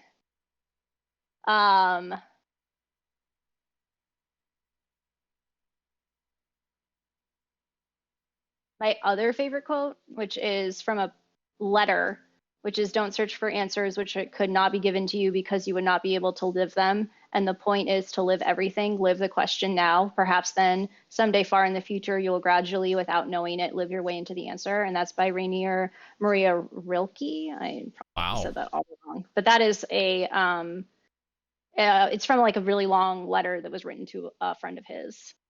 I think that was like. Could you read that one again? Yeah. Don't search for the answers which could not be given to you now because you would not be able to live them. And the point is to live everything, live the question now. Perhaps then someday far in the future, you will gradually, without knowing it, live your way into the answer. Oh, that's a really good one because like, yeah, people get caught up in like the it was a proverb that I heard on TikTok today because of course all the quotes are good on TikTok. Oh yeah. There was one that was like it was like a bear, a fox, a turtle, and something else are talking, and they're like, I'm stuck in a maze. Like I can't find my way out of here. Like where's my exit? And the The turtle's like, you don't have to find the exit. Can you see 1 foot in front of you? And he's like, yeah, I can see in front of me. So then take it. And eventually you'll get to the exit even if you haven't noticed it yet. But like taking that first step is the most important part, because so many of us are like, oh yeah, get the goal. How do I get to my goal? What do I have to do to get there? It's like, just take the first step and you'll get there at some point. You know, it might take a year, it might take a week, it might take a day. I don't know. Just take the first step and see what happens. Yeah. Any other fun quotes? My old coworker once said, "It's a burden to be a bad bitch," and that one resonated with me. One of my other favorite ones, I wrote like a couple down. No Black women writer in this culture can write too much. Indeed, no women writer can write too much. No woman has ever written enough. And that was from Bell Hooks. And if anyone has ever read anything by Bell Hooks, she's amazing, and you should all go read books by her. That sounds familiar. A feminist author. She's a Black woman, and she writes amazing things. And I always say, like, there's a that was the feminism book. That was the one that we had for my class. Yep. There's she's written a lot, actually. Just not written enough, I think. Which book is it called though? It's called Feminism is for Everybody. That one. Yeah. That was a fantastic book. Yeah. That's a whole, like, feminism, and is another thing that's very interesting, because it's been like commandeered. There's like white feminism, and then there's feminism, and we're trying to push the narrative of feminism rather than white women feminism. And one of the biggest things that I preach about feminism is it's not the fight for equality, it's the fight for equity and the opportunity to become what I want to be or what I want to do. And like some people get that twisted. So that was one of my favorite things that I learned from the feminism class. Was just amazing. It's just like insane how, like, even just in like, it's the the differences between each thing in feminism is just fascinating. And like, people like to think that it's like people who just hate men, and it's not like that at all. In some people it is though. Like the whole cancel culture-esque type thing is kind of like the hating of whatever gender or affiliation it is. But like that shouldn't be the main goal of it, right? Like it's not designed to hate people. It's really not. And like, I mean, there's definitely the people who like are like, oh, all men must burn, which is just like, that is so stupid. Just like with incels who like don't actually like women, and it's just very odd to just hate 50% of the population. Right. I don't understand that. Like, it's the same concept with racism too. Like, how can you hate somebody for their skin color? You know? Yeah, exactly. It's just so bizarre. Like, and I've never had to live a life where that was like preached to me when I was a kid. So like, I guess. Right. Yeah, I was raised to teach people with respect and golden rule, and like, you don't know somebody until you're in their shoes for a little while and understand them, and then go from there. Like so many times, even with video games, like we shit talk each other on the internet, but it's like, have you ever had a conversation with me? Have you talked with me outside the game? Like, I think me and Balti were talking about how so many people like hate other streamers for running them into a game. But it's like, have you played a game with me? Have you talked with me outside of streaming, outside of gaming? Have you met me in person? Like, that defines so many things versus just, oh, I ran into you in a video game. Like, I fucking hate you. It's like, no, there's a lot more to it, you know?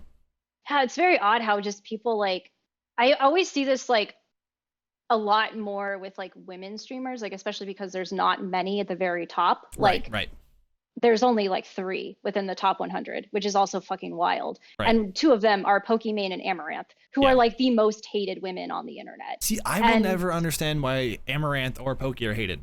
I'll never understand it. So Poki's done a couple of things where I'm just like, okay, you've learned your lesson, but like she's made some couple missteps. Like, she's apologized for her stuff. Like, she's definitely like, she's done some things that I think where she should be held accountable for. Right.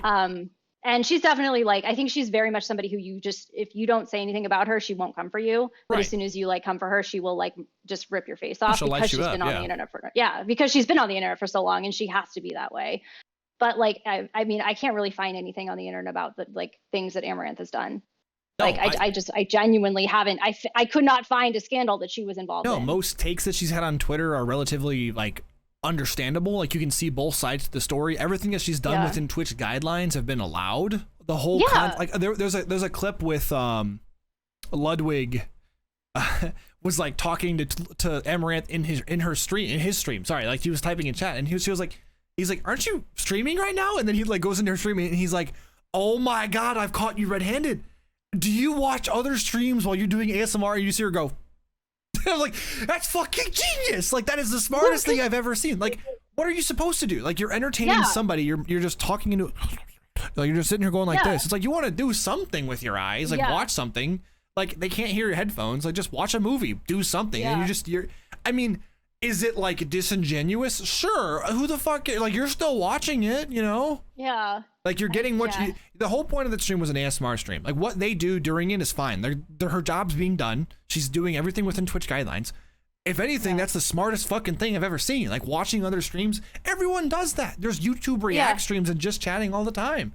Like, just because she does it because she's a woman, who the fuck cares, dude? Yeah, Hasanabi like has his like just chatting, and then for the longest time was watching like MasterChef. At the last he would watch like 3 episodes of it off YouTube and just watch that, and just like talk to chat about it. And it's just like I mean, it's so interesting to me how like, but those people are like, oh, there's just so much hatred towards it's them because in they're general. women. Of like, it's exactly what it is. It is, yeah. I mean, like.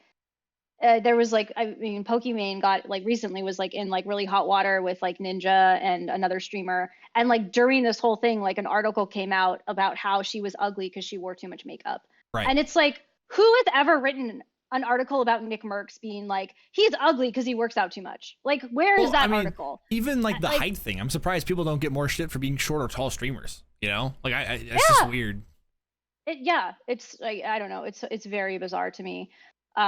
Yeah, but that's like, I mean, I know that they're not perfect, but like, I genuinely both enjoy Pokimane and Amaranth. I think Poki's. I think Amaranth has very, very good. Like, she's a really good personality. Like, when you look at like how conversations she has with chat, it's very entertaining.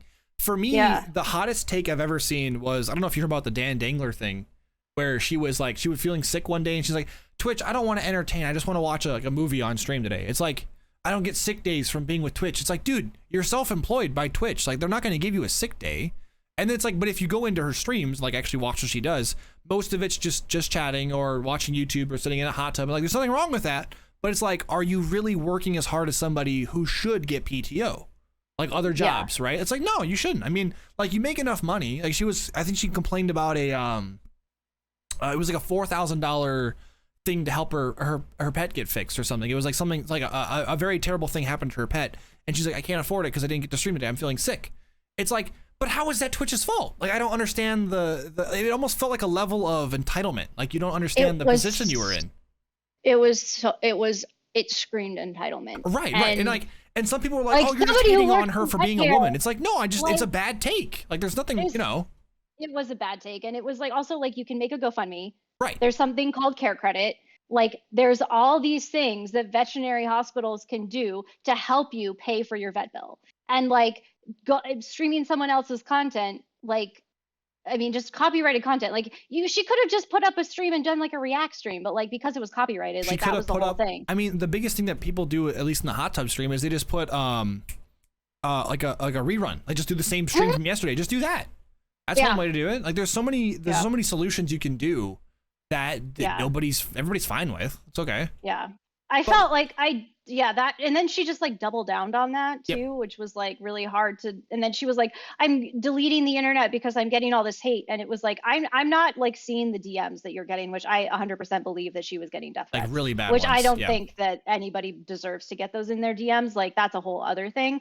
But like, it was just so like, I just felt like, I was just like, this is such a pivotal moment because you can learn something from this, and I don't think you learned anything. No, not like at all. If that happened and you're like, oh my God, maybe I shouldn't have done that. Maybe I should have like think before I tweet.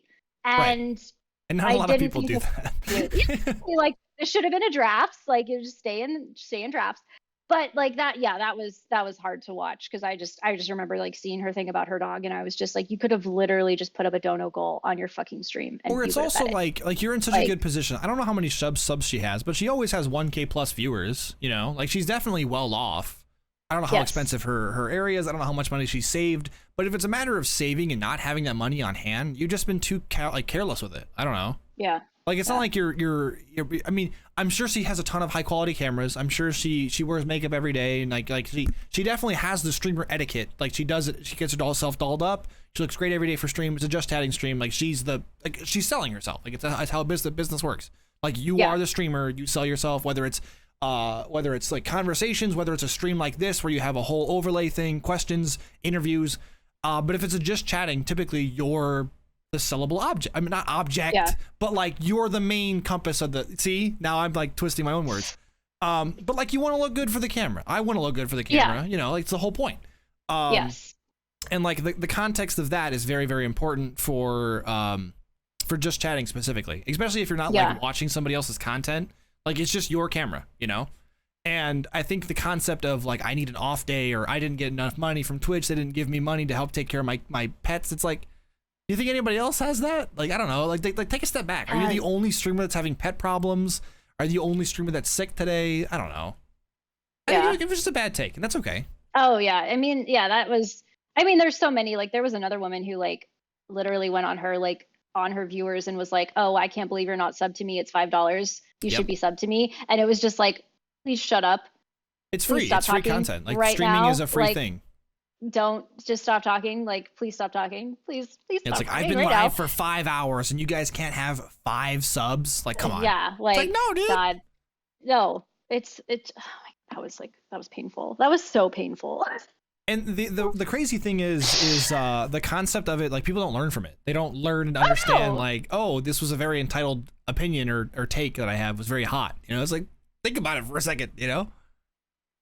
Yikes. Yeah, that was bad. Right. Bad. And it's like, whatever, you know, you can learn from it and move on, or you can like take it to heart and, you know, get offended by it. But it's like, I think it's a good learning experience. Like you for sure. It was a bad take and you kind of move on. So. Yeah, I think that's like what's important too, is that like I think that it's very important to like learn from your mistakes. Right. And like it's okay not to have growth in like a linear way. Like it's okay to take a moment and like realize what you just said was entitled, and then come back and be like, yeah, dude, I was a fucking asshole when I said that. Like, oh my God, I was a fucking asshole when I was in college. Like I thought I knew the whole world, blah, blah, blah, whatever. Like, oh my God, if I could go back in time and just punch myself in the face, that would be great.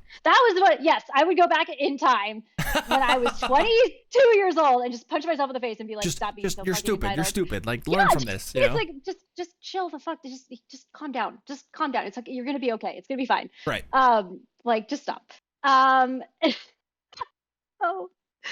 like, yeah, I just feel like it's okay to just like have a moment and then have a reaction and then just come back and be like, yeah, I really thought about that and I really fucked up. Right. And then just like grow from it and like be better. And that's like the whole thing about like all these people who like say these like, you know, there's all these clips of them saying like these racist slurs that like were in the past. And it sucks because I think are people who grow from that and there's people who don't. And it's really hard to like police that, because like, how can you? Right. Like, how can you say, oh, you know, like I used to drop the, you know, the F slur when I was younger and like, but now I know better and I don't say that anymore. Like, I know a lot of people who did that, you know, and I'm not saying it's right.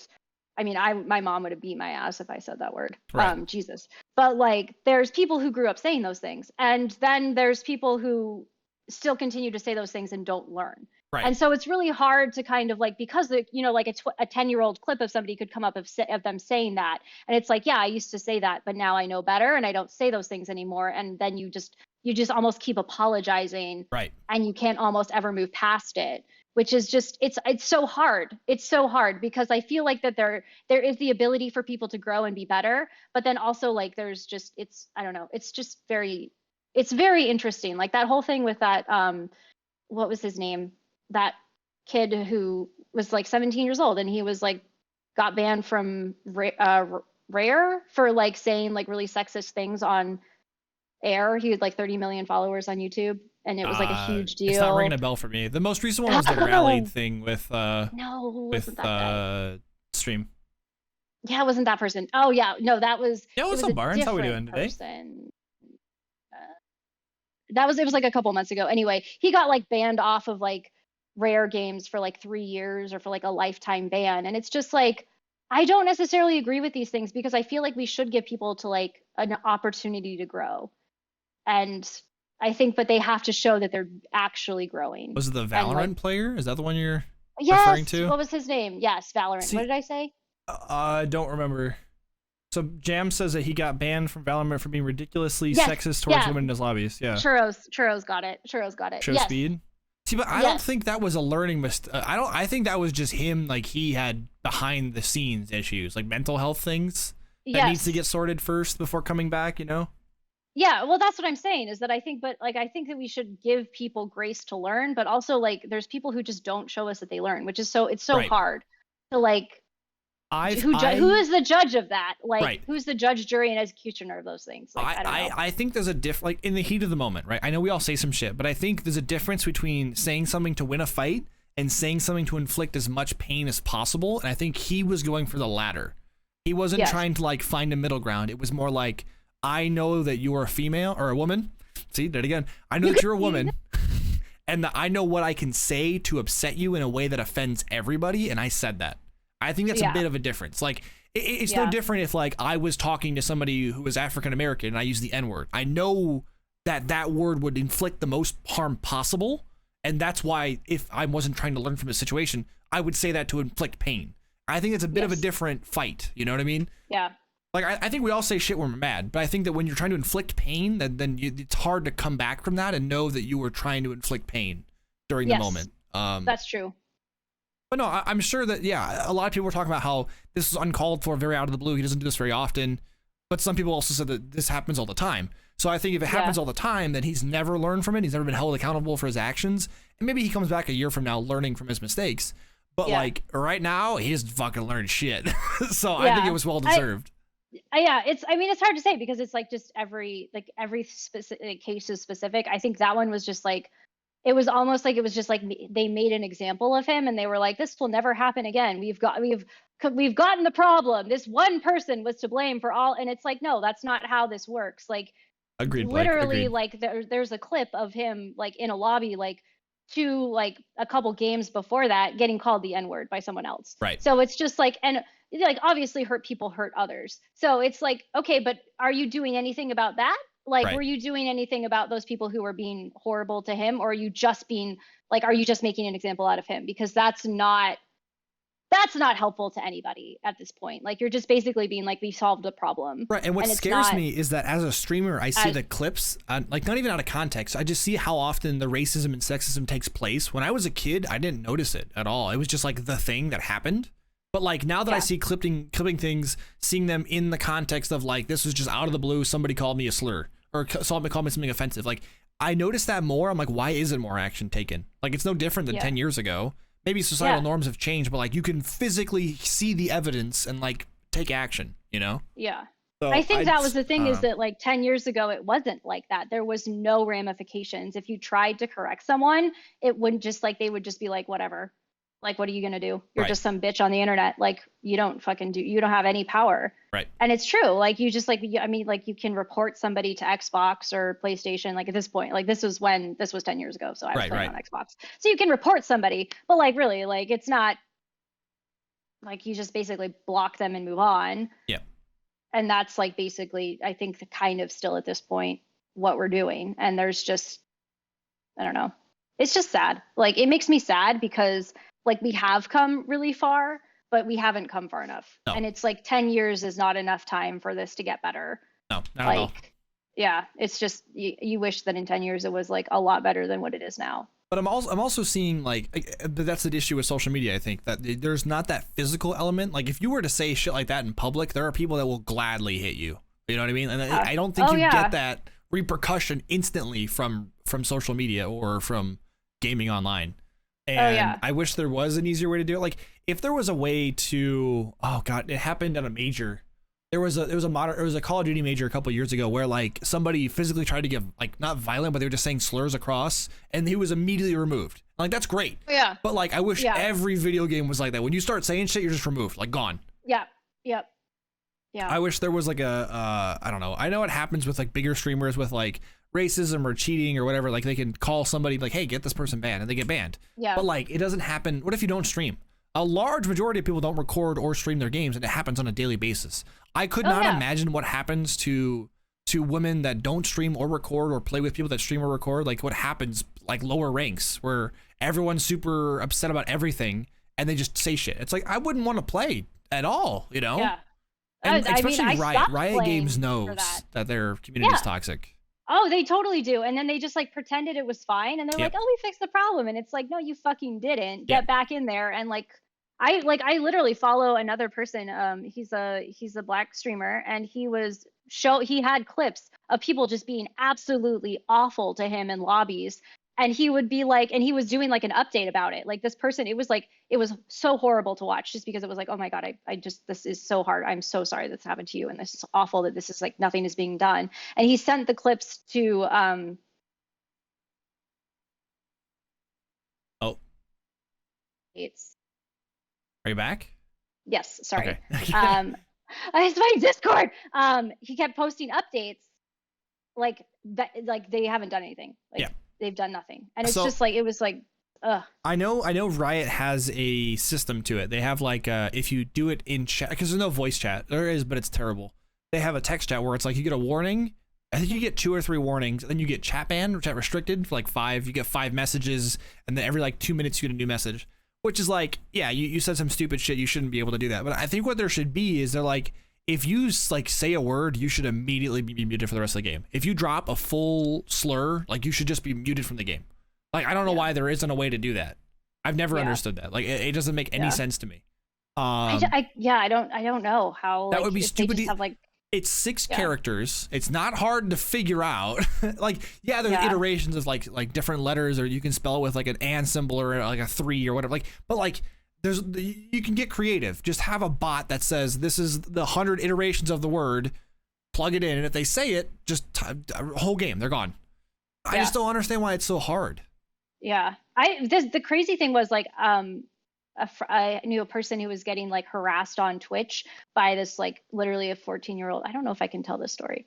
Well, we're already here, so we're just gonna tell the story. But it was like a 14-year-old in the middle of like somewhere who basically was like making all of these super racist Twitch accounts and would follow. So like you would get alert and it would be like something terrible. Yeah, and like something Mike Cock or really something. bad. Yeah. No, like even and like super racist. Well, super, no, but like they would say it verbally and it would be a bad word or something. Yeah. People, they they've wouldn't always done say that. it, but it would like show up on screen or whatever. Oh. And like I think Twitch just now got a way to like limit how they were going to make usernames, and it was like, how did it take you this long? Because it wasn't an like, issue that they cared about at the time. Yeah, it was like anyway. Like I think the craziest Wild. part about like racism and sexism is that the concept of sex selling has always been a thing, and it always will be. I don't think there's ever going to be a drastic change to that. And when it comes to a business standpoint, does it cost money? Like from strictly a business standpoint, because capitalism, woohoo, it's like if we put more money into filtering offensive names or something, does that make us more money? No, it costs us money and we're losing accounts. So it's like it's a double loss, and they're not going to do that because it costs money.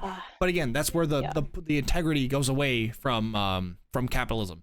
I think it's just always what it will be.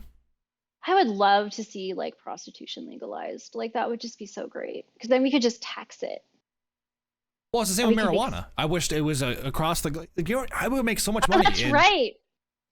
That's right. I forget. See, I live in Washington where marijuana has been legal forever. So then I'm just we're a diehard red state here in Indiana. Woo-hoo. I feel so sorry for you. But it's like, again, it's the devil's lettuce. You snort like whiskey every night, you drunk alcoholic. You think marijuana's going to be any worse? Oh my God. I remember when I was in Arizona and like somebody had like gotten all of these billboards that was like marijuana kills children, and it was like all black background with white lettering, and that was it. That was like their platform, and I was just like, this is wild. Like, well, it was the whole thing with the monster logo, how people thought it was 666 and like this is the devil's drink and they're advocating for Satan. It's like, get your fucking religion out of here, Karen. Who the fuck cares? It tastes good. I'm gonna die in 20 years anyways. Like, let me drink my monster. Who cares? But no, everybody. Snort my monster in peace, Karen. Fuck you. I mean, the monster cocaine, I'd snort that bitch. What do you mean? I don't care. I'm not worried. Like, we're literally, our generation is crazy because we enjoyed having Tide Pods being snorted and eaten and everything else. And it's like, you think we're afraid to like call you out on your racist bullshit? No, we'll beat the shit out of you. Like, we're not afraid of you no more, dude. We're not afraid to job hop and find a better opportunity. We're not afraid to like hurt you when you hurt other people. Like, we're not afraid of shit. And it's really scary because it's like, yeah, we have so much good change here. But then there are the people who won't change and they're brainwashed by their parents. They won't like think for themselves. Like it just Yeah. really sucks. Oh yeah, the job hopping thing.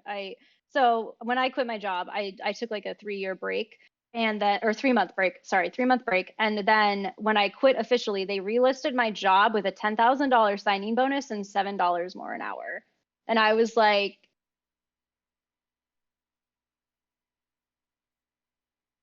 that's all. That's all I Wait, can say. what? It's just fuck you. Like that's yeah. How is that like I don't even give it like I don't need the $10,000 signing bonus, but just pay me $7 more an hour. Like Right, I'll take right. that. There, Like I mean, just but just and then past they were jobs that I've like, had "Oh, are there's stupid. like they're like, "Oh, there's a tech shortage." And I'm like, "Oh, really? Like there was a perfectly good technician right here. Why didn't you just pay her more money? Right. What are you doing? Like you're willing to pay $7 more an hour, but you're not willing to pay me $7 more an hour. Nope. Like what is happening? Like it's just very odd. It's also Very like odd. my favorite thing is at work. Like I love my GM to death. She is the most amazing person, beautiful person, best personality ever that I've ever met in a work environment, right? But she gets paid jack shit because of her position and she can't go any higher without being like owning a store and she can't afford that. So like she just stuck as a GM, which sucks. But like I've talked to her about like, yeah, I'm like thinking about going to a different job, and she's like, dude, you could work wherever the hell you want. Like the amount that you work and put time and effort and efficiency into this job, you can go anywhere you want. But I'm like, Yeah. most bosses would be like, oh yeah, stay here, we'll pay you an extra $1 more if you keep working for us. And no, it's like she's like, you like this is not your job. Like go do something else. Yeah. And other jobs are like my favorite thing is you'll get jobs where it's like, hey, you got your stuff done really fast. Can you go help Eric with his stuff? Like he's falling behind. It's like, if I was falling behind, you'd fire my ass. Why did he get a gold star? Like, why do I have to go help him? Yeah. Oh, we're just really short staffed. Like, I did my shit. My shit's done. You gonna pay me more to go help Eric? You gonna cut his pay so I can get paid more to go do? No. Okay, I'm just gonna go home now. Yeah. And then like, we need to have a talk about your team experience and bonding Oh today. yeah. It's like, go fuck it. What do you mean? I did my shit. Like, there's so many because like I've been doing my job is incredibly easy. I deliver food. I have like a 10 prep list where like I put 6 wings into a bag, or I put 8 chicken cheese sticks or whatever into a bag, and you fold it and then you put it into a box. Like it's the most brain dead thing I've ever seen. And people are like my GM's always like, you finish like in like an hour or 2. How do you do it so fast? I'm like, it's pretty straightforward to me. Like it takes some other drivers like 4, sometimes 5 hours to do, even if we're slow the whole time. It's like, what are they doing? 1, 2, like what? I don't know how it's taking you that long to put 8 into a bag. You just 1, 2, 3, 4. You grab 4 into one hand. Wow, we're halfway done. Next. I just don't get it. Like I'll never understand why people think it's like a crazy thing to want more because I'm more efficient. I work quick. I get my stuff done, and then like there's certain managers that are like, why are you asking me to go home? It's like my shit's done. If you go home early, you get better costs on labor. Other people actually have to do their job. I don't have to do their job. And I get to go home and like, enjoy my life. Like what's wrong with that? Well, we need you to work a bit longer. No, I'm out in 10 minutes. I'm going to clock out now. If you want to take 10 minutes off my next shift, that's fine. I don't care. I'll go now. Bye. Yeah. Like, go ahead. It's like, I'm going to talk to the GM to you. It's like, dude, me and the GM are buddies. I don't give a shit what you have to say. Like, if you really think that I'm going to work harder for 0 more money, I'm good. Capitalism is wild. Yep. Capitalism is wild. Well, it's also like I work at Pizza Hut. When I worked at McDonald's, I was treated like absolute garbage because their turnover rate is like 85, 90% around here. Yeah. And it's like, if you just put a little bit more respect into treating your employees like fairly, you might actually have people that stay. And like the pay was good. The amount of work was pretty rough because people can really treat you like shit at McDonald's. But like, if the work environment's healthy and you reward people and you tell them good job and little things like that adds up. If you just keep calling out their bullshit, like they're never going to want to work for you at all. And some people think that you do. They're like, oh yeah, just keep calling them on their shit. They'll fix it. It's like, no, they need affirmation. They need to be rewarded in some way for doing good, but people don't care about that. They're not human beings. They're just workers. They're numbers on a schedule, or that's money you have to pay them. It's like, no, it's a person with a life and human being and attributes and emotions. Like you have to comprehend that to like work with them. I don't know. It's just weird. Yeah. That's just how people work. Like just capitalism. Woohoo. Yeah. Oh yeah, for sure. Like I think there's there's so many things to say about that. Like there's just like, it's like, I can't even imagine like, I mean, I worked in healthcare for 10 years and that was awful. Right. And it was like, it just was terrible. Like Because there's no like they tell you that there's like a safety net and like if you need help with like stuff like it's there, but if you try Oh no. It happened again. No. We've to, lost. Oh, there are we back? we go. I'm Woo! sorry. You cut So like out if after the healthcare part. yeah, so but if like they tell you that you have these resources, but then they don't really offer them to you. Nope. And like if you are reaching out for those resources, like I wanted to go down to 3 days a week and I was told that I would be letting my team down. And then I was like, okay, well, Oh, oh. I hate Discord right now. You're doing great. I'm sure your internet's freaking out. Like 3 hour phone call. What is this? What's going on? Oh my God, it really has been 3 hours. Holy shit. It's all your fault. Hey, I told you it'd be a good interview. You said that you were gonna be nervous the whole time. You had nothing to talk about. I did. Well, and then I sent you like 5 pages and I Yeah. was like, here's my like very short biography. Here's my resume and everything else on it. Go nuts. Yeah. Here's my resume. I didn't even send you my resume. But no, like, Whatever. yeah, the whole, yeah, you're letting your team down, and like that's what they try to brainwash you. Yeah. It's like, how is that my fault? Like, if I have to be Yeah. stepping down, who fills my position? Am I letting my team down? Like, what if Eric or Ricky? What if they have to leave? Like, what am I screwed?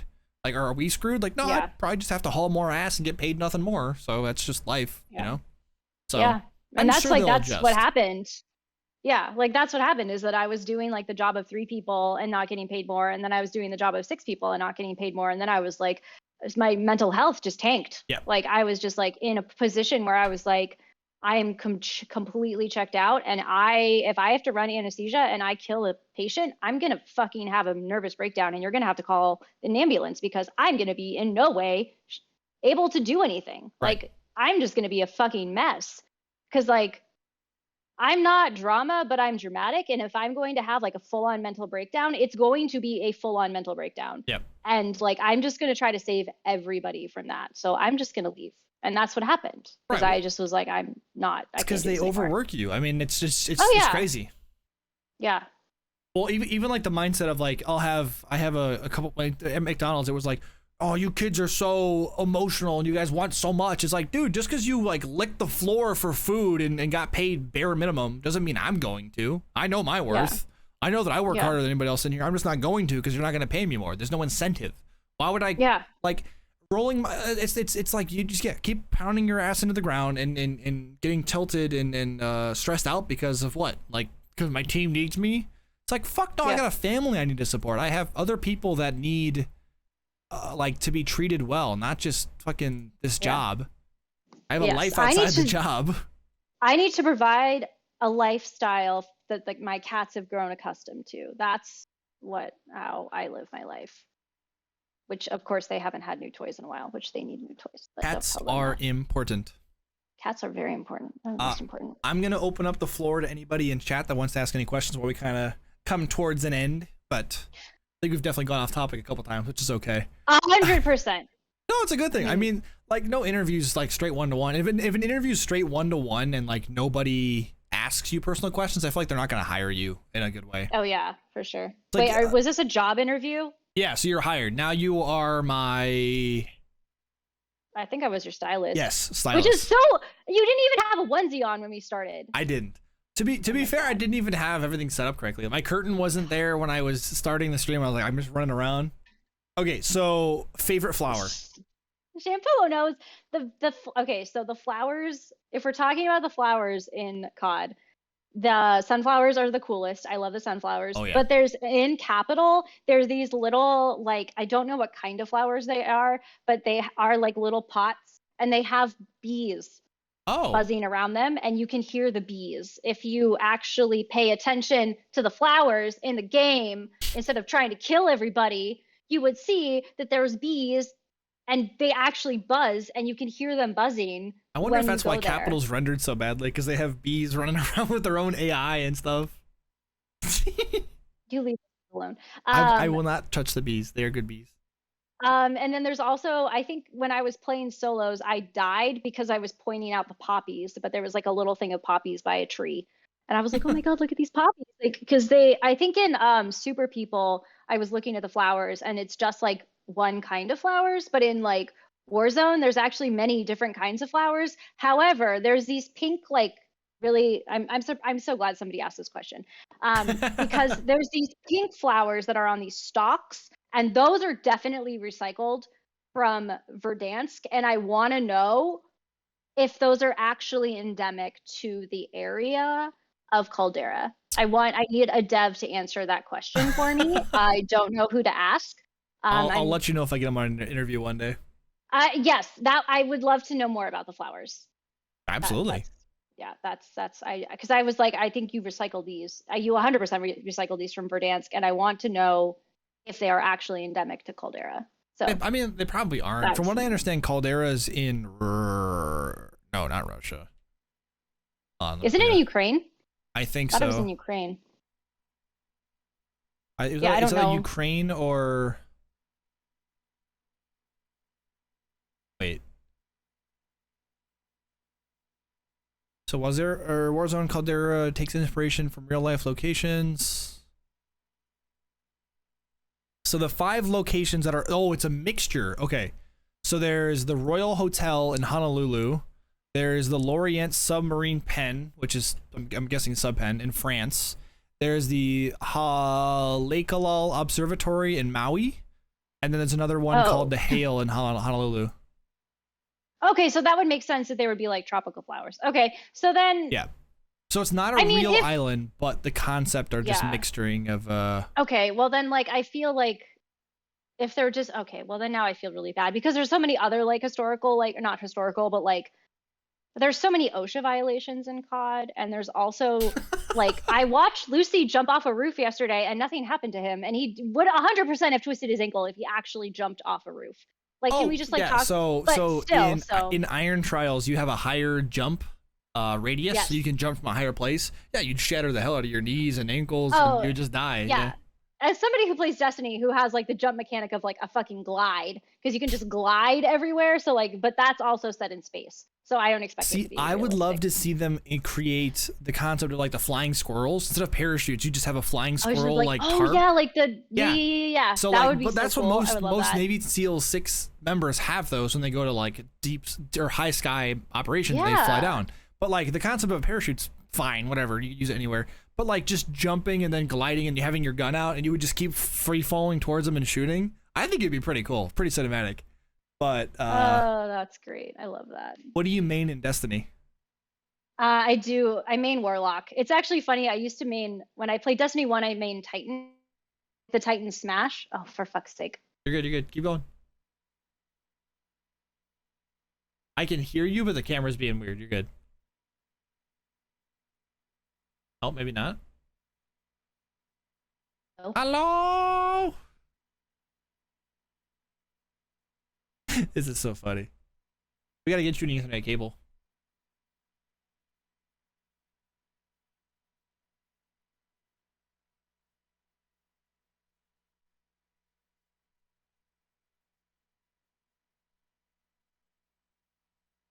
I love this chat. This is my favorite. Look what you did, Charles. Come on. Come on, SMH my head. What is... I'm trying to see what Keel's doing before we Oh, there we go. Hello, welcome back. I'm back. Hello. Well, I was gonna answer that I used to play Titan and now we play Warlock. Yep. That was the end of that. Are there any more amazing questions before Mickey's internet kills us all? Yes, kills me. Sentient and takes us all out. Oh my god. Because if in not, Xfinity. Huh? I said Xfinity hates me. Yeah, Comcast is. I mean, it's the same thing, right? Comcast, Xfinity. Yeah, I think so. Ooh, favorite Pokemon. Yeah, I think it's a giant monopoly. Oh, for fuck's sake! Why do you have to ask? That's such a hard question. I have so many. I was literally thinking about this the other day. I think I'm a Torchic fan. Umbreon. Torchic. I think so. It was the first starter I ever picked. So.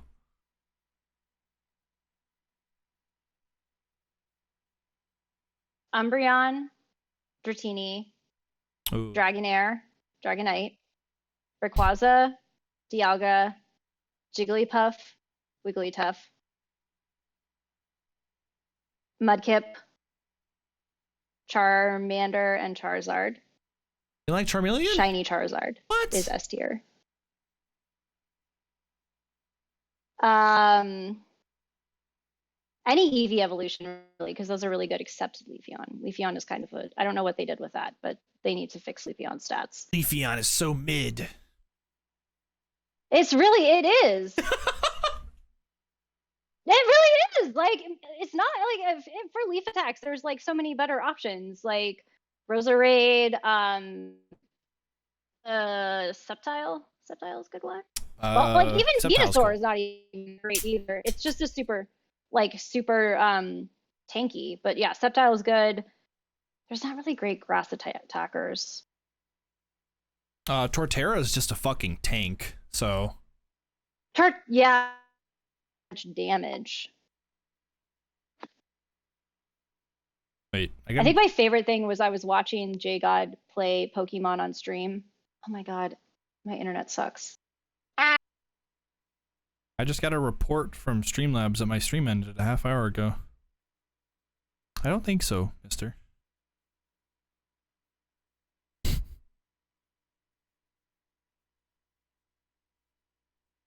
Yeah, you're right though. The teenage evolutions of Pokemon are pretty lame. That's definitely true.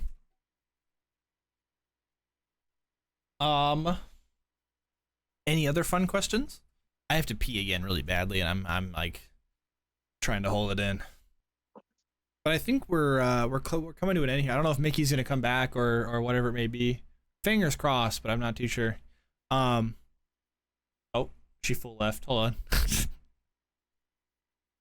on. The disrespect for Snorlax is. Oh, hello. I hate everything. Welcome back. welcome back. I was actually gonna go ahead and call it here, unless there are any more or Pokemon questions. I think I like Munchlax more than Snorlax.